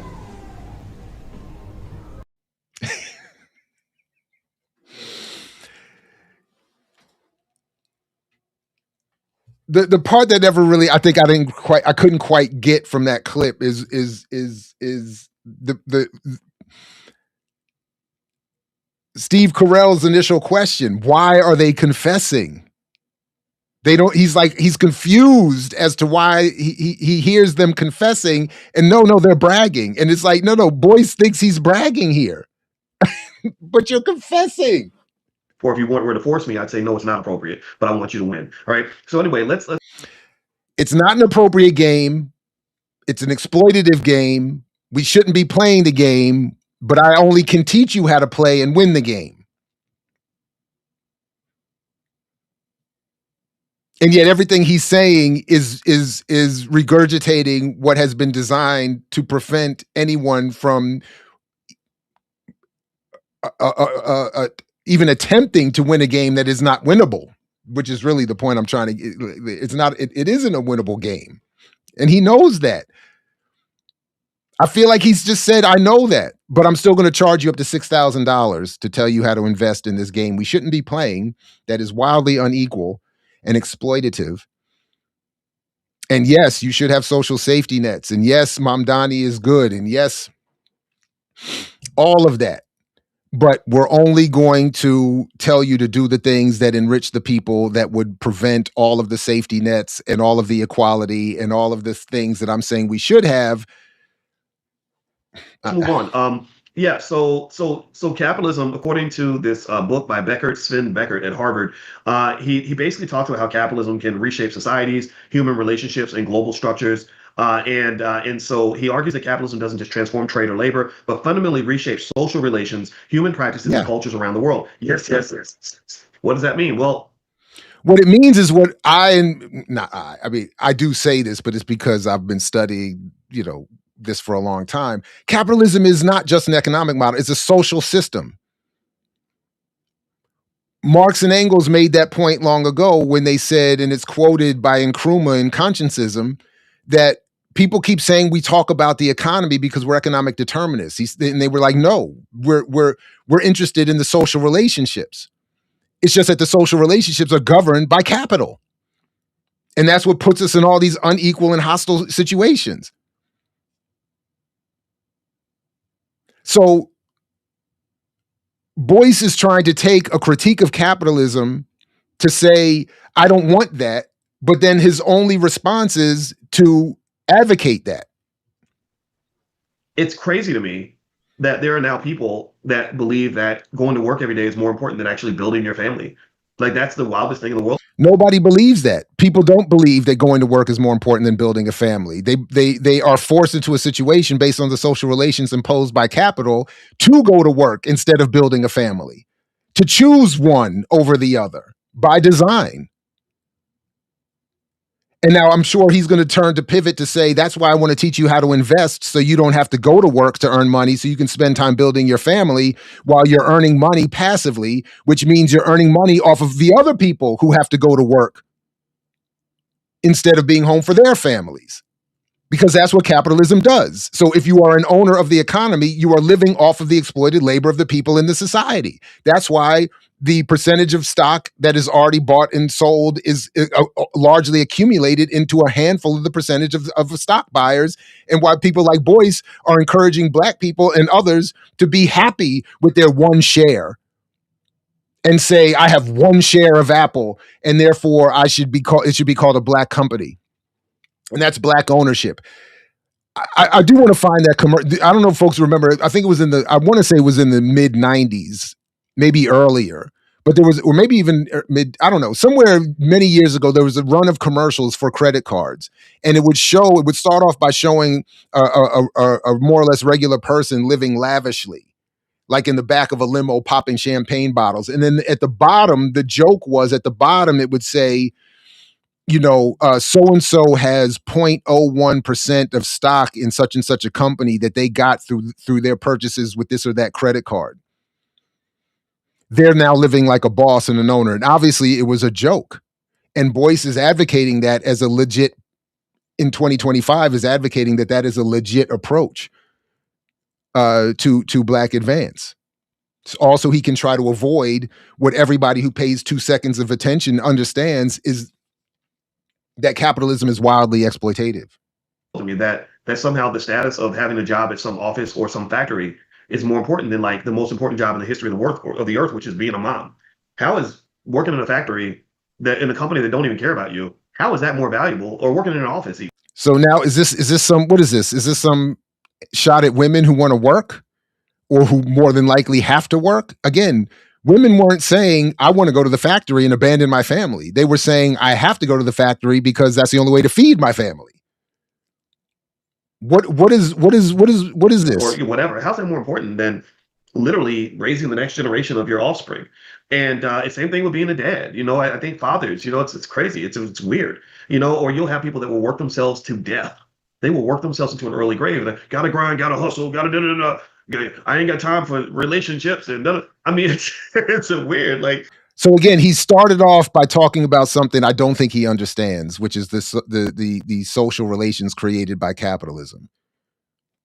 I don't think he's read or properly understood the book he's reading from. Because what the point would be, if he did understand it, would be, instead of saying people are quote unquote making these choices, he would understand that these are imposed sets of conditions that are not really choices at all, and that capitalism is the blame. But then he would have to go on to become a full-on critic of capitalism, which would then deny him of his proposed solutions, absurdly outlined in the book to his left, that encourage every form of what would be a capitalist mythology around how to advance in this society. You ain't got time for nothing, huh? You just all about that job. Okay, I hear you. That's not healthy. We know that. And what happens is, according to Becker, he says that capitalism commodifies almost everything, from goods to relationships to time and human life itself. So you have scenarios where the medical system, insurance companies are deciding who gets to live and who gets to die based on who can afford medication. That's not what that. Oh my God. Oh my God. This is actually worse than I thought it was going to be. Boyce is missing the point entirely that I think I just made already, but is in his misunderstanding of what capitalism is doing.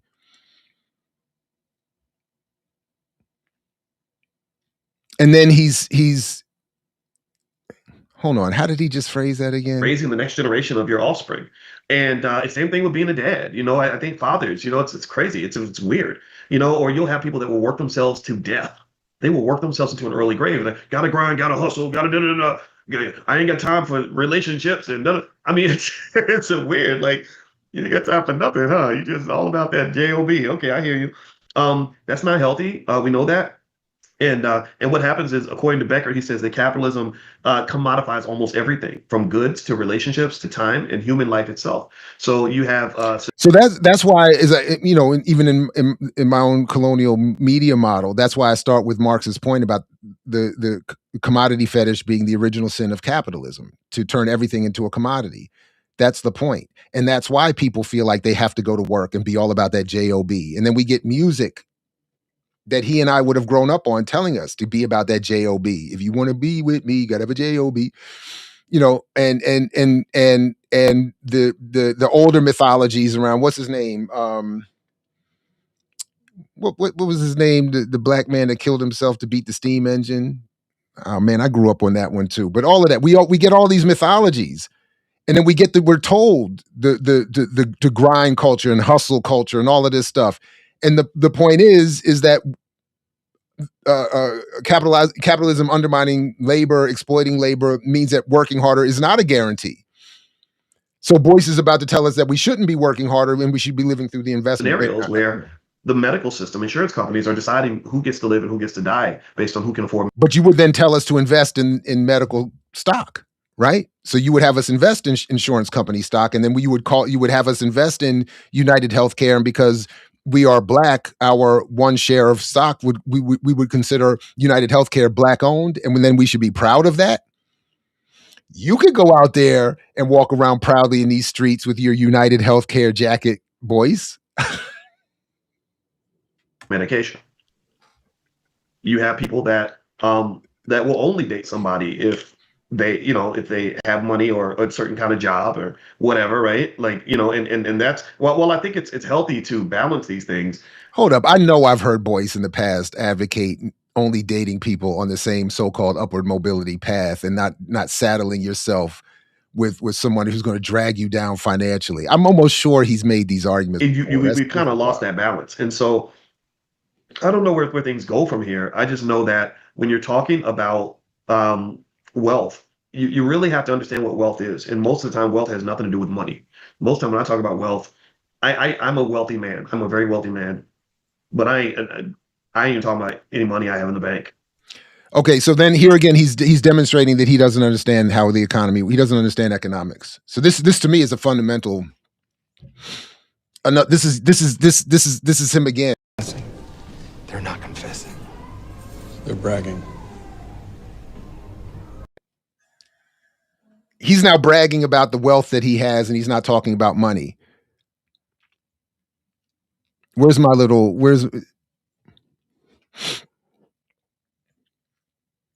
I know this is about GDP, but GDP is not wealth or income. And the difference between wealth or income is simply understood is income is what you are paid in exchange for your service, for your labor.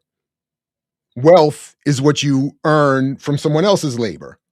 So what he should be saying is, I'm not wealthy because I don't own any of the means of production. I don't own stock, despite my claims about my mastery of the financial markets.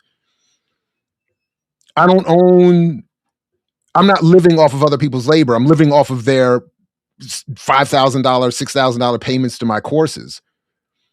So maybe in that regard, he could say, but that's a payment for a service. That's not wealth. That's not capital. That's not investment. That's not. So he's doing this thing of, I'm redefining wealth as I'm spiritually wealthy and health wealthy and all this other stuff. No, and instead of explaining what wealth actually is vis-a-vis income and why the wealthy have all of it and why Black people are headed to having none. I just take away every nickel I have. I'm still gonna be rich. Just the knowledge that I've acquired through the years. I wouldn't sell my brain for $1 billion. Right. So that's cap. That's cap. Because your brain and knowledge hasn't turned you into a billionaire. So find your wealth, find your real wealth, your family, your whatever it is, whatever it matters, man. You got to go deep. Family is not real wealth in the context of a capitalist economy. Family is wonderful. Family is beautiful. Family is not wealth. And if you're sitting here in the context of a discussion of capitalism as a finance professor and a PhD in economics or whatever, and then turning around and saying wealth is a measurement of the quality of your you are doing your audience a disservice in addition to the $6,000 you're charging them for this nonsense. Man, you can't just be this mindless drone chasing after these worthless green pieces of paper and somehow think that's going to fulfill you. It's not going to fulfill you. It's going to depress you. That's what's going to happen. It's going to depress you because you think it's going to fulfill you, but then it doesn't. And so you end up feeling like you're, going to fulfill them because of the capitalist they thought they spent all their energy trying to go see the wizard, and the wizard turned out to be, a fraud, right? So don't do the Wizard of Oz thing. Don't just follow the yellow brick road. Find your own path, find your own road, and follow that. Okay. Antoinette says, did you send out a list of AI stocks? Yeah, I did that a long time ago. If you go to my Instagram, which is Dr. Boyce Finance, go in and just type the word stock on any comment, and you'll get some stuff on Instagram. My Instagram is Dr. Boyce Finance. And one thing I'll mention is, if you're looking to make extra money as a mobile notary, Andre Hatchett is a great guy, and I've been friends with him for a very long time. And he's an expert at becoming a mobile notary. And so he does a study hall every Sunday, where he goes through and he just breaks down ways to make that little bit of extra money. Apparently, there's a massive industry for people that can go to different houses or people's houses and get them to notarize documents. And so if you're looking for ways to make extra money, he's doing the study hall. He does this every Sunday. I'll put the link in the comments for you to. So he's selling everything. If you want to check it out, he's actually going to meet tonight with some students. You just got finished saying, stop chasing the dollar, stop chasing money, stop going around. And now he's saying, if you want to earn extra money in addition to whatever you're doing now, take on another role as a notary. Put the link in the chat. So you should see the link in there if you want to go take a look at it. All right. So let's do a quick field trip really quickly to Instagram. And I think Instagram is just such a fun place to just talk about like borderline worthless. If there are testimonials, they're not posted on a free accessible part of the website. And Tiana Von Johnson and Shar Curry.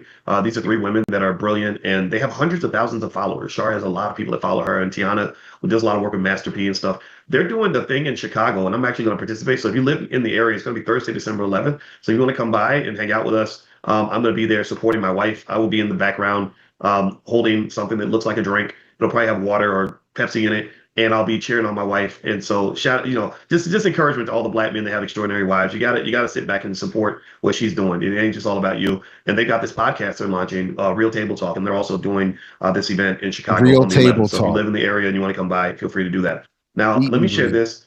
This was something I shared just with trepidation. I shared this video with Roland Martin, and I'm going to play it quickly. I'm not going to talk about it too much because I addressed it last time, but I really wanted to make this point Rollins, I think I made the point because I'm trying to be mean to him. I'm really not. I just want to make sure we understand what's going on here when it comes to Black economics. I'm gonna play this clip really quick. Let me know if you can hear it. Here it goes. On the street corners who are complaining. Stokely Kwame Ture said, "You cannot find me any African American that has made a difference for our people who was not in an organization." Wow. So I missed this. So Jamal Bryant and Roland Martin are talking about Kwame Ture and the need for an organization. Oh my God, folks, this is calamitous. Okay, so this is calamitous corruption and co-optation. As Jamal Bryant, the one and only, as he sits there in shock over what Roland just said, I want to sort of reiterate something I think is really important. I think that Black independent thought is extremely important, and I'm not against joining organizations. I think the problem for Black people in organizations, I'm sure white people have the same issue in certain areas, is that there's so many organizations that are afraid to be Black first. You know, there's so many organizations, even the NAACP. All right, so Jesus Christ. So of course, Kwame Ture was talking about Black people joining any Black organization, and he did advocate any one of them, from the NAACP to the Nation of Islam, of course, and also to the All African People's Revolutionary Party. But he was talking to Black people, saying to join Black organizations and make them more effectively Black and radical. So he was also, of course, an advocate of scientific socialism and a staunch anti-capitalist, anti-colonialist, anti-bourgeois, Black bourgeoisie, et cetera, and so forth. So for Roland, Jamal, and Boyce to be in any way looking to build from, or dare I say, critique Ture is diabolical. They seem to sort of have this kumbaya, we're here to help everybody kind of mindset. And I think I would trust these organizations more if they were relentlessly and unconditionally committed to the advancement of Black people. So which organization, Boyce, is not committed to Black people, and which organization are you in that is committed to Black people? If they just said, look, this is who we represent. We don't care if you're Democrat or Republican or whatever. We want to make sure Black people win. And so, again, not to tell anybody what their politics should be, but one of the reasons I really was intrigued and I wanted to support Ice Cube when years ago when he did his contract with Black America is that that's what we agreed on. You know, when I talked to him, he had been one of my favorite rappers when I was a teen. So Ice Cube's contract for Black America, a Republican-minded, business-centric, entrepreneurial-centered, investment-driven plan, is a better representation of what Boyce feels is Black-centered, Black-targeted, and meaningful for Black communities. So that's the organization Boyce advocates, that is Black, again, a Black capitalist entrepreneurial based endeavor that is supported and looks for support from Trump is the goal here. Teenager, but that was all I knew about the guy. But I spoke to him and I said, and I listened to him talk, and what I loved about it was I said, okay, he doesn't care about political affiliation. It doesn't have to happen in any particular way, as long as the quality of life of Black people is improved. And that was where we were in alignment. It was like, oh, this makes sense. I'd love to help you. What can I do? Right. And so I'm not saying that there are no organizations out there like that, but there's so many scenarios where they say, okay, you know, you can be Black as long as you vote for this person, or you can be Black as long as you come, you know, buy this product. You can be Black as long as you fulfill this agenda and you do it exactly this particular way. And so the manipulation is problematic. And so I think that the ability to do discernment and your now, to be fair, here's the contradiction, because and I was somewhat joking about it recently, and some folks who don't understand irony in the comment section had something to say. But my guy Derek Hamilton supported that program, the contract with Black America, largely, I'm assuming, because of the baby bonds program plan that was suggested as a pathway to improve Black communities' economic status. Hamilton provided the intellectual framework and economic justification. He wrote the preface as a patriotic path to shared prosperity, aligning with principles, morality, humanity, and sustainability. Again, just to be clear, I appreciate Dr. Hamilton's support for my work, and where we overlap, we do, and this is where we don't.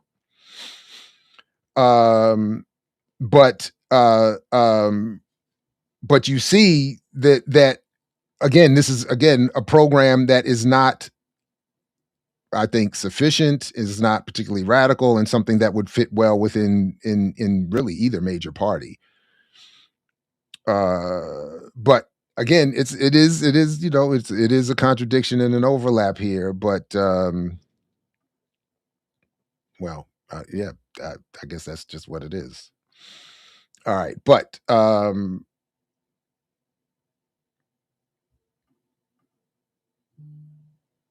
Dr. Hamilton's involvement notwithstanding, that is still not the Black organization that I think that we need to be endeavoring to evolve. And I wouldn't even think that calling the contract with Black America I don't even think that would count as an organized Black effort, as opposed to a plan of a few Black leading celebrities and intellectuals that was proposed.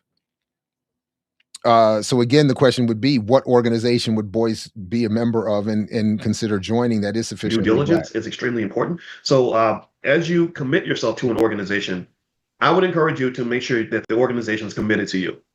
This is how the ultimate organization you should be committed to, first and foremost, should be you and your family. If he attacked period. me. That's paramount. And so when you go out and you decide you want to join another organization, whether it's a political party, an activist group, a fraternity or sorority, a corporation, that's fine. Just know this, though. They're going to ask for an investment from you. They're going to ask you to allocate something to the mission of the collective. Does that make sense? Right? And when you allocate, see, remember, economics and wealth, this is a wealth concept. I want you to understand the wealth connection here. Economics and wealth is all about the allocation of scarce resources. It is the man that just said wealth is defined by family is now saying this is a discussion about wealth and the allocation of resources. About how do you take something that has a finite supply and pick and choose where to put it. Like, think about this. And think about time. Time is a scarce resource. We only got 24 hours in a day. So you got your whole day. It's a Sunday. You got this day in front of you. And one person over here saying, okay, we want you to come down to the church. And we want you to come and spend time helping us to, develop the building fund. And then you got this other person saying, hey, we need you to come to the march and the rally to support the blah, blah, blah, blah. And then somebody else saying, hey, we need you to come to work to help the corporation to make more money. You then are kind of the CEO and the manager of these resources, right? And you are deciding, you're doing economic optimization. You're investing in different areas. Do you understand? Do you understand how that's investing? You do understand that, right? You do understand that when you're allocating your time and your energy and your attention, you're making an investment. You do understand that, right? Again, so how can anybody watching this who doesn't have a firm grip of the topics be able to keep up and understand with whatever the hell he's supposed to be saying here? Because 2 minutes ago, wealth was to be defined as anything other than what wealth is defined in the economic world. Then he switches back here to say he is talking about wealth within the economic world, only then to define it as being based on something not economic, that is this claim that investment is in the time you put in as opposed to an actual economic investment. Because he wouldn't argue that, as he's saying here, that if you put time in it, counts as an investment. He wouldn't argue that you should expect dividends and capital gains from that. I would hope, right? I mean, maybe he would, as inane as this conversation is, but he's all over the place here, making very little sense, even within the context of his own illogic. We know you understand this, because I don't want you to think this class is all about money. This is money. To hell with money, man. Money is not the most valuable thing that you own. The most valuable things you own are your time, your attention, your energy, all these things. So you're investing. Not in the context of capitalism, which is what this conversation claimed at one point it was supposed to be. You're a portfolio manager. That's what you're doing. You're investing some time over here at church, some time over here with So now you're a portfolio manager. So now I could just go out here because I'm managing my schedule and sometimes the household schedule and balancing my work schedule. So I'm a portfolio manager in the same way that Larry Fink is at BlackRock. We're all just the same now. But again, according to Boyce, we are. Because if I own 1% in IBM, it's a black-owned company. Or at least a half black-owned company. The kids and the wife, time over here with the corporation, time over here with the NAACP, time over here with, okay. Here's the deal, here's the issue, here's the thing I want you to consider, okay? When you're allocating your time and you give time to your kids, give me a yes or no comment, yes or no. Does that benefit you and your family? I got to open this door over here. Tell me, does that benefit you? Not financially, not economically. Spending time with my children, you could argue, negatively impacts my economic condition and standing. When you invest time going to the gym and working out, does that benefit you? Not economically, not necessarily. Are you going to get? I mean, you could argue it makes me healthy, therefore I can go to work longer. But that's not. It's not no making positive me ROI. Return on investment. Again, it depends. What return are we expecting? If I go to the gym and lose weight and build muscle, return on investment. But my economic condition may not improve. And in fact, the cost of the money I'm spending on the gym may be negatively impacting me. Maybe that's a frivolous cost and expense that I don't need to be making. So I don't know. Question number 3. When you take your money and you put it in your stock portfolio, does that benefit you? So there again, now he's switching back. Going to the gym and getting a benefit from that is not the same as putting money in the stock market and getting money back from that. And yet he seems to be equating the two. Yes or no? Okay. So we know this. This we know. And in a world where psyops are happening all the time, where propaganda is everywhere, where weapons of mass manipulation exist on a very high level, I like to focus on the things I know versus the things I don't know. The things that are clear versus the things that are fuzzy. I make that distinction, right? So we know what's clear. We know that if I spend time with my kids, my legacy, my family benefits. That organization is going to win because I'm pouring time into it. That which you, like my mama used to say, anything that you put energy into is going to pay off. If I put time into my health, my physical and mental health, I know that that's going to be a win. Positive ROI for sure. I know that spending time with my kids and my wife, they're going to benefit me. So when somebody comes along, when some son of a bitch comes along from an organization that's outside of my house, they come from the job down the street, they come from the church, they come from the civil rights organization, and they say, I know you want to spend time with your kids and wife, but we need you to spend time, at the factory. It's going to benefit you, I promise you. I don't know if that's so clear. I don't know if that's so clear because now remember, economics is, one definition is it's the allocation of scarce resources. Wealth means that you've allocated those resources in an efficient way. So wealthy people are people who've allocated their scarce resources in a way that's beneficial to them. So now you've gone from a certain investment. No, people who are wealthy have exploited the labor of other people and benefited from the wealth created from that exploitation through public policy and political power in ways other people have not. This is not because they have done some magical, special, brilliant move that put them in this that other people could have done to end up in the same position. To something that's, and it doesn't mean that all people can do the same thing and end up in that same position because again, it's a zero-sum game. Not quite clear. The corporation will tell you that they love you, but they really don't. But if you don't go to work, then you don't get paid. You don't have health care, which most people's health care is connected to their jobs. And might that negatively impact the household, Boyce? They'll tell you that they'll have your back, but you're not sure. You don't know, right? The civil rights group, they say, hey, we know you want to put that money into your stock portfolio and a trust fund for your kids, but we're going to ask you to make a donation to the whatever, right? Because we're going to work on your behalf. We're going to, okay. Then you've gone from a clear investment in an organization that where you know for a fact, because you are the CEO of that organization, you know that when I'm investing for the family, you're going to get something back for the family because you're the steward of these resources. That's incorrect. So because you are the steward of your family, you know that every investment you make is going to return positive net profit. So you can't lose money in the stock market. You can't lose money following people like Boyce into investment into the Tulsa, Oklahoma fund. Wall Street fund or following people's encouragement into Bitcoin and crypto. You can't lose money that way. You can't make a mistake that way. And there can't be any other broader benefit to giving money to a civil or political organization, civil rights political organization. This is just black capitalist fantasy that again is falling back on the narrative claim that the only way to black collective advance is through the individual pursuit of economic advance in a capitalist system that he previously said he doesn't like and doesn't think we should be playing, but he can teach you how to win in. But now I've gone from something that's certain to and he's taken a long way around to get back to the whole point that don't join political organizations, don't certainly join radical ones, just go after the bag, which he'd also then said you shouldn't do because that's not healthy, just chasing money. something that I'm not so sure about. I don't know what the agenda of this leader is. There's lots of manipulation of black people when it comes to time and money and But you know the agenda of the owners of all these companies you want people to invest in? attention. And I could keep going down the list, but I think you get my point, right? So when Roland says no person has affected change without being part of an organization, I think we got to really analyze that and say, what does change really look like? What does that mean? Well, Kwame Ture meant scientific socialism, a United States of Africa under scientific socialism and the destruction of capitalist and colonial regimes. Political power to black people. That's what he meant.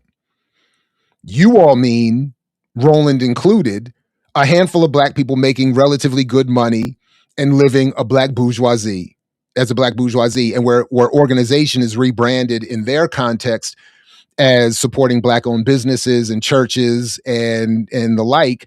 And Boyce's version is support your black-owned family, which is your primary business.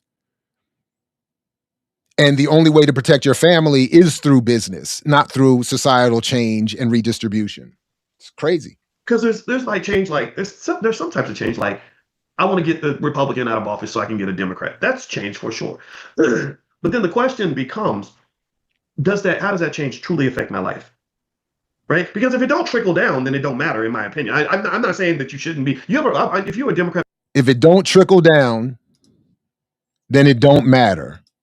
So Message.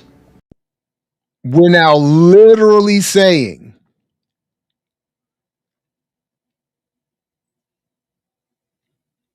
that Ronald Reagan was correct and had the answer, who died during my wedding. be a Democrat. If you're a Republican, be a Republican. If you're independent, be independent. If you don't vote, don't vote. Whatever you want to do. I'm not here to judge that. What I'm saying is, it's an exercise in self-esteem. I think it matters for you to say, okay, I know that we won. I know we achieved change because I see you shining. You up there in the White House now. You're doing good. You know, you're doing well.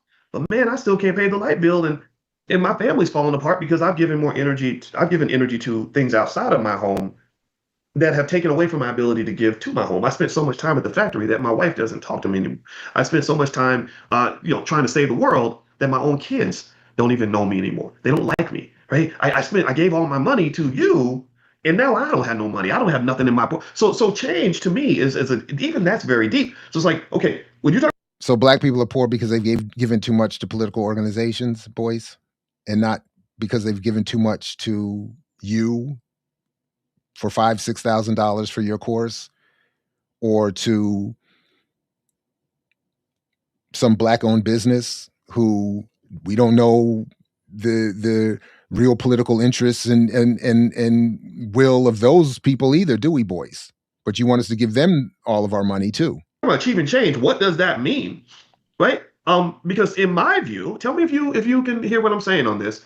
I really believe change has to start with your life, your quality of life. If it ain't changing, but then again, that's my bias. My mom and daddy used to say, well, I don't give a damn what they doing down the street. If they ain't paying no bills in my house, anybody got parents like that, grandparents like that? Like, and in this context, they would be wrong, because the only way to actually improve the conditions of a majority of the people is to change the conditions of the majority of the people, not through individual actions of each group in that oppressed community.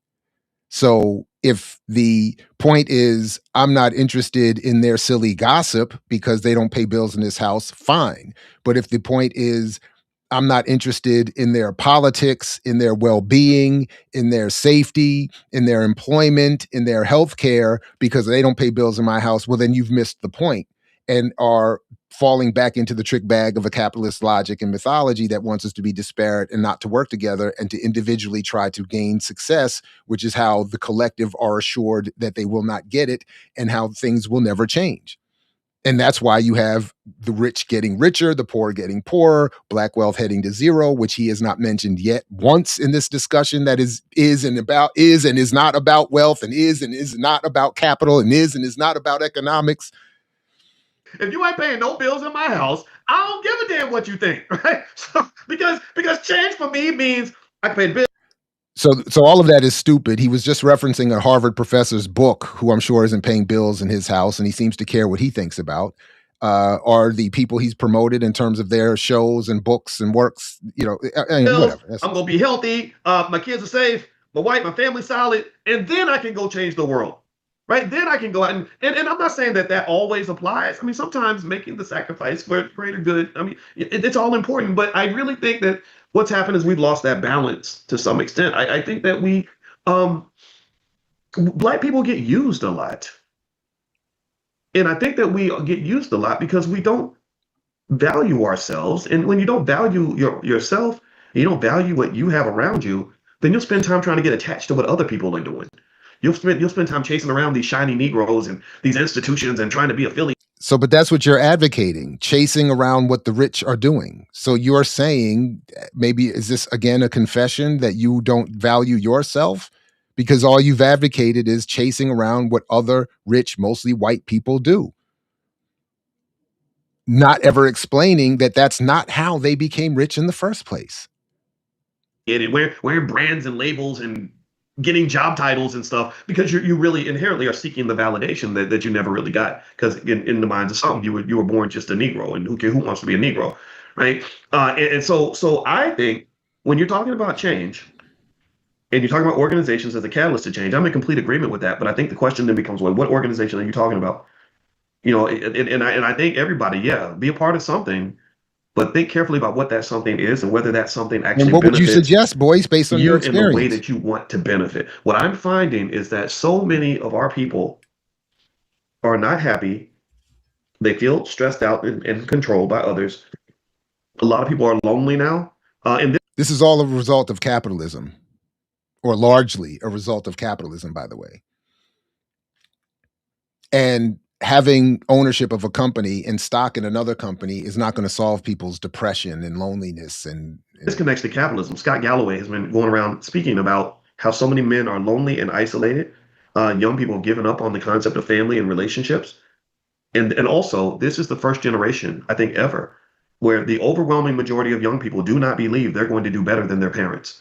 No, it's not about that belief. The data has been shown for actually a couple of decades now that successive generations will not make more than their parents. This has already been determined. The Horatio Alger myth was exposed and dismissed at least 20 years ago. So it's not that they believe that they won't. The data shows that they won't. I don't know if you ever, again, Boyce, it would be nice if you invited study of the economic data in your videos. I don't watch them all. I don't watch many, actually, but the ones I do watch never contain any. But the data so this is not a belief.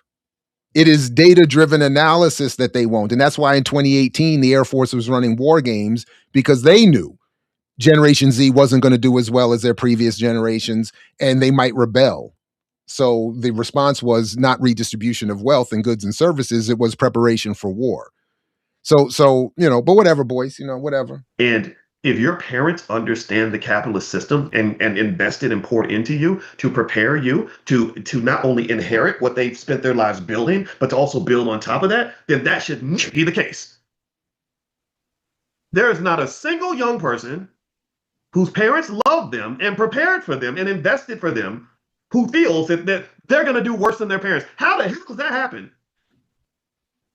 How is it that you got to level 4 and I somehow feel like I'm going to end up on level 2. Like, actually, that's not even true. And I have at least some anecdotal experience with this. That when some young people see their parents hit a certain standard of living, and then they look out at the economy that they're being left to inherit, it's not a feeling. Again, to my previous point, it's data driven that they won't do as well as their parents in many cases. So when you say that should never be the case, perhaps correct, but that's not because of a lack of understanding of capitalism and how the finance and how and how finance works. It is because of the capitalist exploitation that this is the result. Because this is broadly speaking. So I know Boyce is not saying that all communities equally misunderstand the economy, but it's also whites that aren't going to do as well as their parents and grandparents. So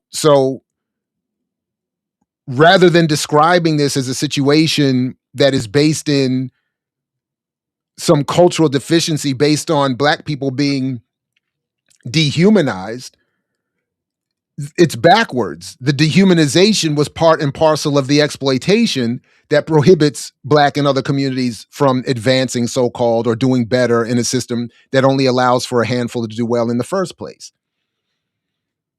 So there's so many layers of incorrect fallacy being leveled here, or being displayed here by Boyce Watkins, that it's almost remarkable. This has been an almost remarkable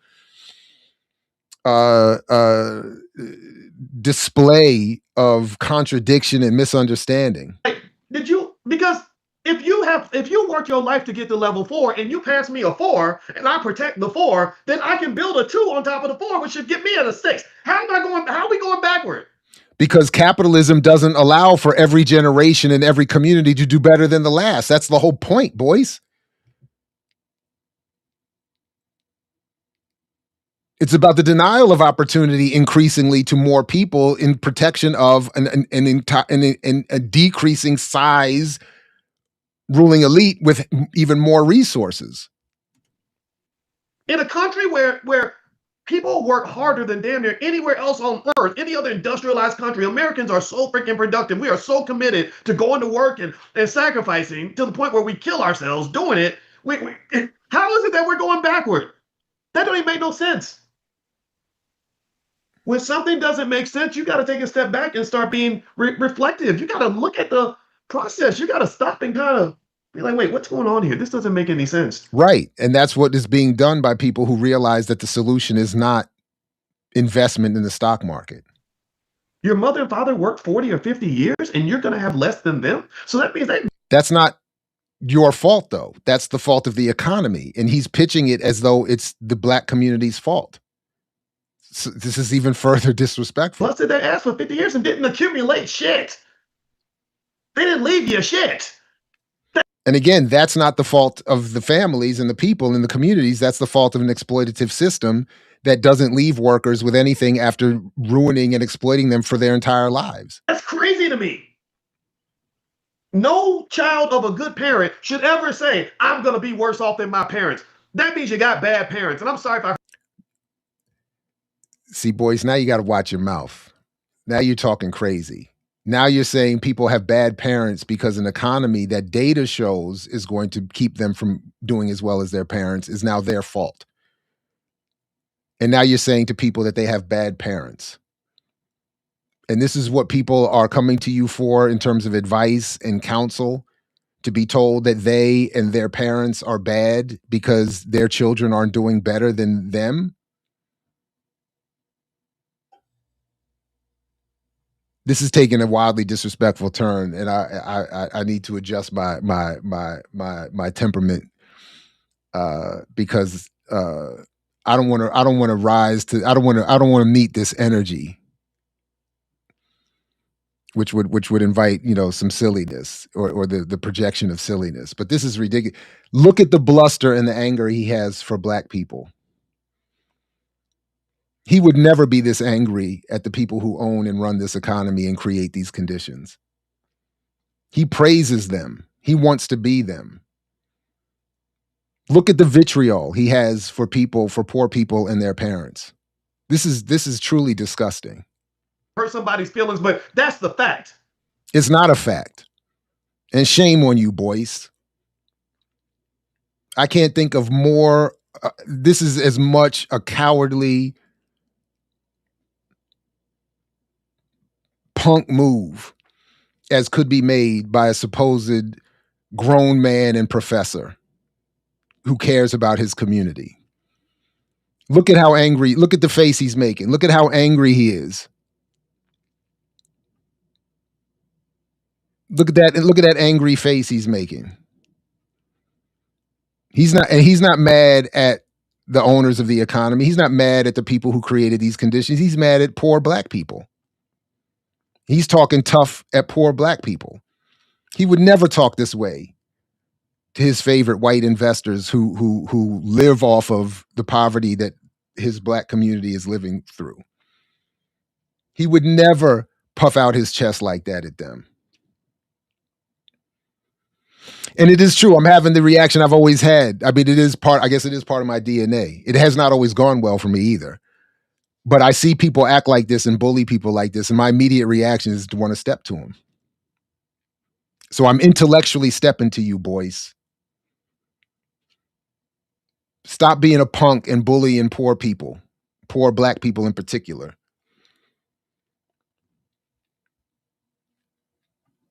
This is a chump move. Look at how angry he is. Look at that. And when I see people get angry like this, I want to meet it. Like, I admit it. I'm like, who are you getting angry like that at?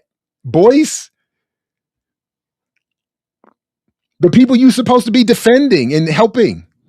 My children are not going to be worse off for me. I told them, I said, you're going to be rich on the day I die. The day I die, you're going to have more money than you've ever had in your life. And I know I've been dropping game on you since you were a baby. So everything that I have, you're going to have, and I need you to build on that to protect it.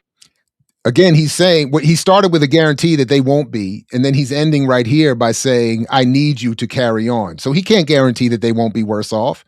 And to the extent they're rich, they're going to be rich because they're inheriting money from someone who has been charging his own oppressed community to teach them false lessons and living off of their work.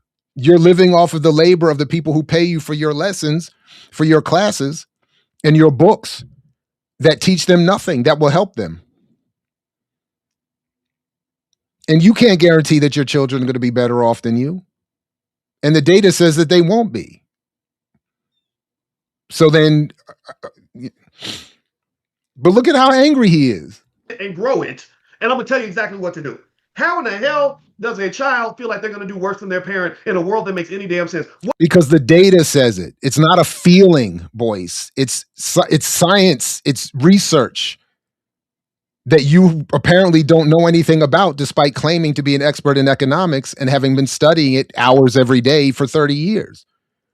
Yet you never seem to promote, I don't ever see it, any recent or any research at all. We've been watching this whole thing. He hasn't mentioned any research other than this one Harvard professor's critique of capitalism that he seems to not have actually read or understand. But he's not sharing any actual data or reporting around this. He's saying he's not even accurately reporting the claims of these generations who are not reporting a feeling. What the hell were the parents doing? I'm really curious about that. I really am. I'm not judging. I'm not attacking. What do you mean you're not judging? You just got finished saying these are bad parents. You're literally judging. You're literally attacking the parenting of poor people as you live off of their money. And again, all this anger for working poor people. Who do you have all this energy for? If it sounds like that, I apologize. That's not the intent of this discussion. And I don't accept the apology. On behalf of everybody who's ever watched this, I refuse to accept the apology. I really just want you to reflect on this. The building of generational wealth is not possible. Stop saying it. The building of generational wealth is itself a mythology. The wealthy themselves as we've covered a lot around here, actually. The wealthy themselves have their own privately sectioned off retreats to teach themselves how to set policy to protect their own wealth that you can't get to, that I'm not allowed to, that most people cannot afford to get to. So they even know it's not guaranteed. That generations and generations, they work to manage and manipulate the society in which they live to assure their wealth, as opposed to whatever Boyce is advocating It has here. to be a top priority for any family that loves their children. The protection of the wealth. I mean, I poured all this. And nothing you've said in this whole thing teaches anyone anything that will improve their wealth. Because in fact, you just got finished saying that people should stop going to work because it takes away from their time from their family. You just got finished saying if you have a good time with your family, that is wealth. You just got finished saying that you're wealthy even if you don't have any money because your brain is worth $1 billion and you wouldn't even sell it for that much.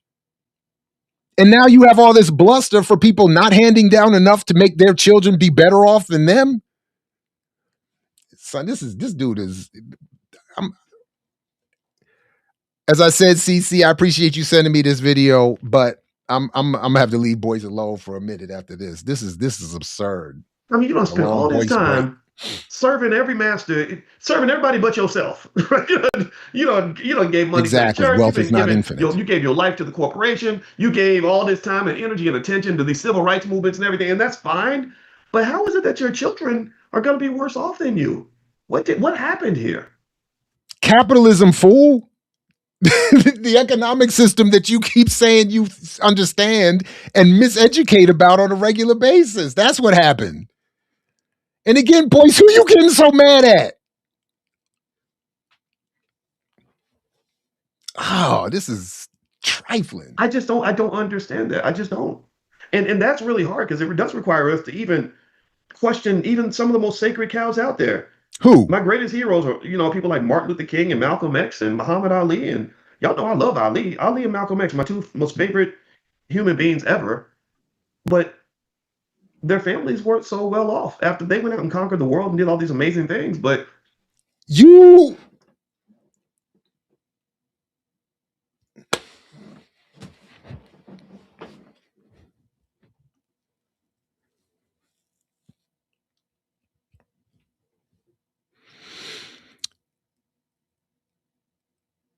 Boyce Watkins is easily among the most disrespectful misleaders, miseducators around right now.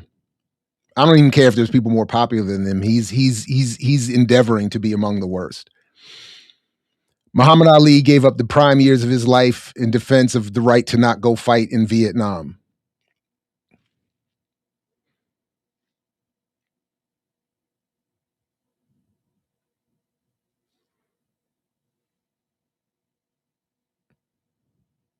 I wouldn't say that his children inherited nothing. He seemed to have done quite well despite all of that. And Layla Ali seems to be doing all right and has had herself a Hall of Fame career. And yeah, seriously, like this might, I'm trying to moderate and stay healthy myself. But this, if anything induces drinking, this is it. Dr. King. This is just disrespectful. This is just disrespectful. We shouldn't even have to go through the whole explanation, but it's just disrespectful to then say that Dr. King, who willfully gave everything to his community and to the struggle of oppressed people, and who chose to not keep all of his money so that it could be shared among people who were desperately in need, and who committed class suicide in service of his community. It's just disrespectful. And then to suggest that his children have not had decent lives despite the fact that their father was assassinated at 39 years old, Boyce. You are well into your 50s, if not 60s already, and are still able to earn money and earn a living that you will pass down to your children, in part by exploiting your audiences through this misrepresentation of history and economics and charging them $6,000 for it. Dr. King didn't have the additional 25, 30 years of income earning and ripping off his community to pass something on to his children. And by the way, of course, neither did Malcolm X, also assassinated at 39 years of age, who didn't even live to see the residuals from his autobiography. So if their children didn't achieve certain levels of status that you would want them to have achieved, it has nothing to do with their lack of financial literacy or their lack of commitment to the Black community or their ignorance around the economy. It has everything to do with their commitment to the Black community, their profound understanding of capitalism, and the fact that they were assassinated by the society that protects capitalism and protects and promotes your exact way of thinking and has projected your exact way of thinking. Boyce, you are literally a representation of the logic that was imposed by design by the very class and political ruling elite that killed Malcolm, Martin, and destroyed Muhammad Ali's career. To then turn around now in 2025 to criticize them.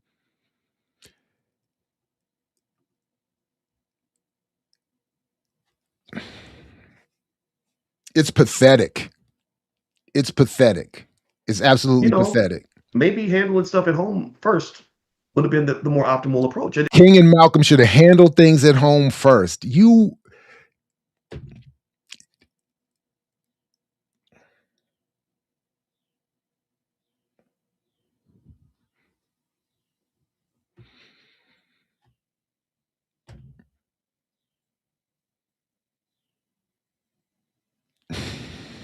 I got to do a lot of editing for this what will be very public at some point. But Boyce, you were a menace, an intellectual, ideological, interpretive menace. It doesn't mean you can't be great, but sometimes we're seeking so much externally that we're not handling things at home base, and I don't think that seeking things externally, like liberation for your community. That's how, as opposed to setting up $6,000 courses. Maybe that's what they should have done. Dr. King and Malcolm should have quit the movement and set up $6,000 courses.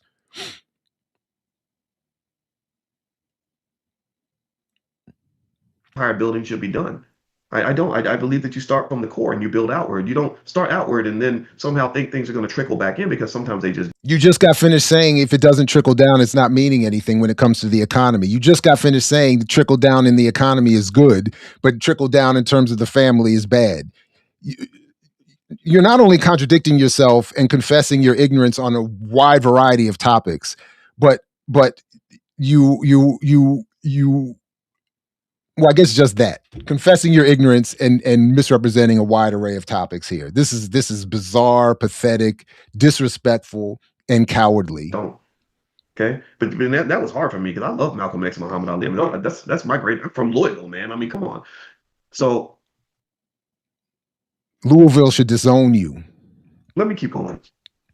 All right. So just so you know, in terms of what's happening in the Black Business School, there's a young brother we work with named Lawrence Eggleston. He goes by the name of the Panther, and he does a swing trading study hall. And I think he's going to meet today. I think they meet every Sunday. And so if you want to join the swing trading study hall, if you're into that, the stock market has a lot of great opportunities right now. There's a lot of really cool stuff happening. And so the only Panther he's promoting in this is doing a swing trade study hall?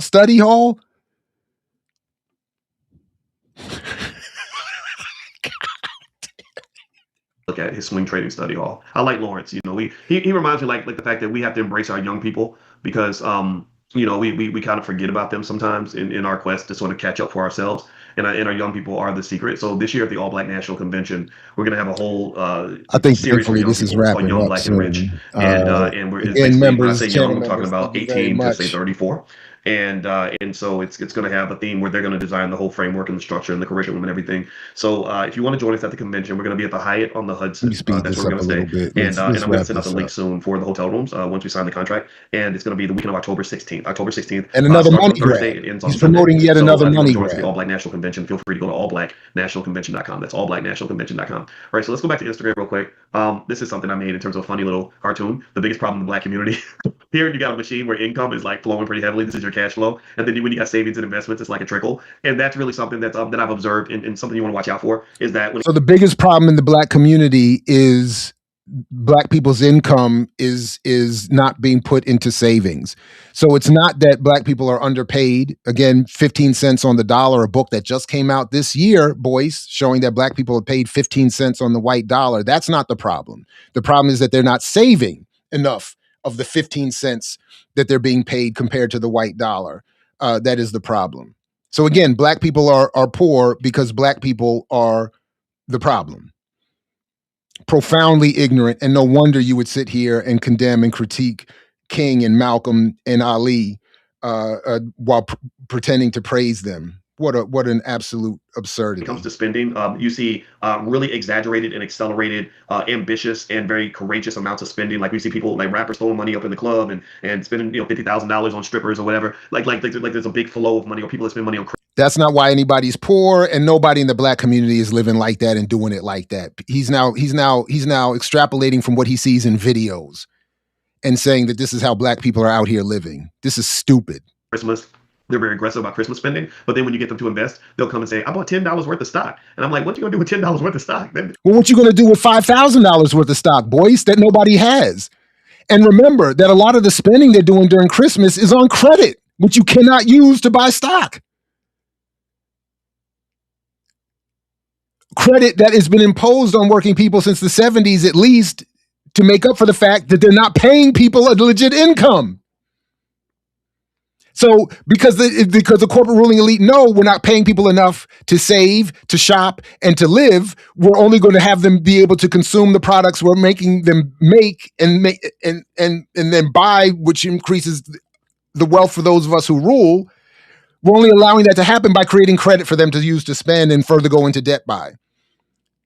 Which, of course, Boyce is not focused on or mentioning because he's got some stupid, silly AI-driven cartoon that he can promote as analysis instead of pointing to any actual data-driven report or research in this entire video. And there's little more, if not none more, in that book that he's promoting that we've looked at already earlier. This dude is an absolute fool and a chump. And he uses Malcolm X in that book, by the way. Again, misrepresenting him to support his own inane stupidity. What's it? It's gonna be $11 next year. Like $10 worth of stock ain't gonna become very much. So what I say is, like, balance means if you're gonna be aggressive on this side, make sure that you're also aggressive on that side. Be an even more aggressive investor. You can't. Again, most of it is on credit, so you can't be as aggressive in savings as you are in spending. And if you are as aggressive in savings as you are in spending, the economy collapses. And then the Black workers who work at these places where Black people are shopping, and whites and others, lose their jobs. And then what, Boyce? And don't let the little things stop you. A lot of people are afraid to invest because they think, "Oh, I'm going to lose money. The stock will go down in price." But yeah, but if you spend the money, then you're going to guarantee yourself a negative 100% return on investment. So that was something I shared. Now this is me. Wait a minute, Boyce. Wait a minute, Boyce. If you buy something, if you buy a shirt instead of stock, at least you have a shirt. If you buy stock that loses everything, you have nothing. So again, another false equivalence drawn there. I just saw the picture on the wall. I took a picture of it. But this is me. I don't know why I was angry that day. Like I should probably be smiling. Because you were probably just finished talking to somebody who was Black and poor, and you were blaming them.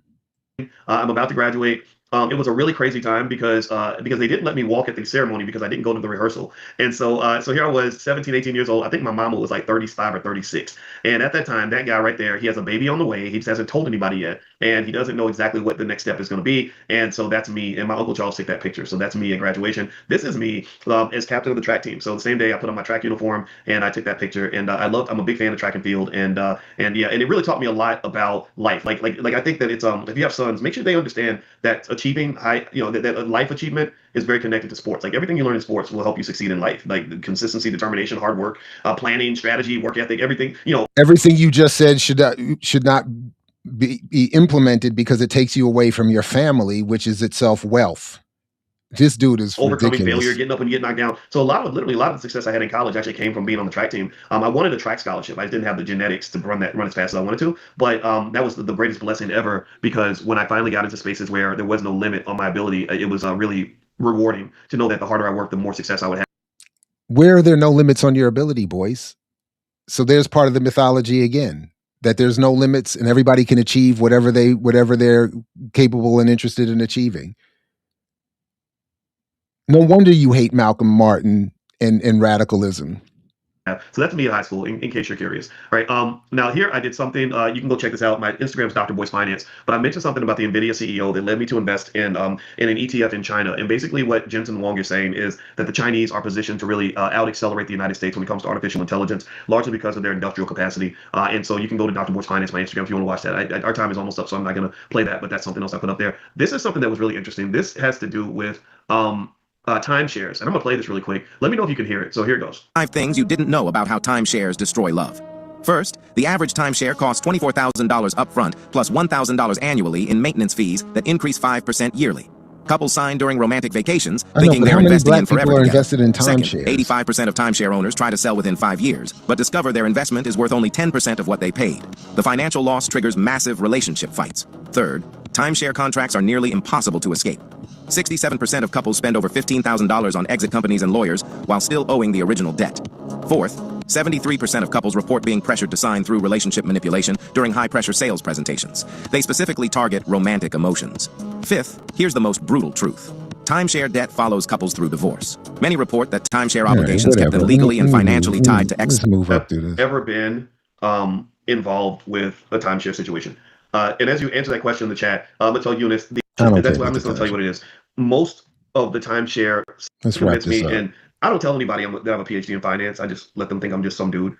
Let us go. Like they were literally almost like I felt like I was in like a prison camp. Like they wouldn't let us. They were watching us, and we were trying to leave, and they wouldn't let us leave. And they're like, "Hold on, one more minute." It's just say no. Don't say. And like, yeah, man, you ain't coming. So why would you be in there in the first place? Household without getting my permission, man. So they're like, oh shit, we gotta go through this guy. And then eventually, if you want to know how the story ended, my sister and I, we snuck out the door. I said, okay, when this guy goes out to the back, let's go over here. I saw an exit. Let's get out of here. And we literally had to sneak out, and we didn't answer the phone for the rest of the trip. But yeah, but timeshares, in case you were ever wondering, just know. So he just took advantage of a trip that was supposed to sell him a timeshare. He got over on the people, and that's his great financial advice. Don't buy a timeshare. Take advantage of the people that bring you on trips for timeshares, and then don't invest. It's just like great, Boyce. Just like somebody offering you some crack, and own this because they're like, oh, I don't want to miss out. But that's pretty much how the game works. So you want to be conscious in that way. Okay. All right. Let's see. So the last thing, don't forget the All Black National Convention is happening in October, the week of October 16th. Also, don't forget Lawrence Eggleston is doing his swing trading study hall pretty soon. And Lawrence is one of our faculty members. He's a super smart guy, and I really like Lawrence. And he's just, and I think when our young people are doing the right things, we should support them and want to partner with them. Right. So Lawrence is part of our team, and so the links should be in the comments. So feel free to take a look. Where you can spend more money. So have a good day, everybody. God bless you. And also, if you want to get an invitation to join us tomorrow for class, just text the word morning to the number 87948. Yep. Text morning to 87948. Pay your money, and you can go to the class. All right, very good. So, all right, listen, we did it. We made it through. It took a couple hours. Whatever. I am. Look, I first of all, I appreciate the support for the channel, and I hope channel members and others appreciate this at some point. Despite everything, I did have a little bit of fun with this, and hopefully we can make some value come out of it. But so yeah, you got a freebie. Absolutely. Congratulations. So Boyce and his grand promise of a discussion of what is capitalism? What is Black capitalism? His grand pronouncement was don't buy a timeshare, because everything else he said was completely absurd. So, but all right, good people. I appreciate that, Eric. I'm not gonna lie, I do get some fun out of it. It's and some catharsis out of it, but and I wouldn't want to have to watch it if we weren't able to have some fun with it. Like, to have to just watch that and just take it in and just go about my day by myself would be brutal. So I appreciate you and others for coming and hanging out. And we'll see what we do, next time. But again, thanks again, channel members. Thanks again, those who are patrons, and to those who just subscribe and watch the videos and support and comment in some constructive way. Appreciate you. And as always, peace, everybody. Only if you're willing to fight for it, as Fred Hampton used to say. And I will catch you next time with more. And what do you sacrifice? Calm, kindness, kinship, love. I've given up all chance at inner peace. I made my mind a sunless space. I share my dreams with ghosts. I wake up every day to an equation I wrote 15 years ago for which there's only one conclusion. I'm damned for what I do.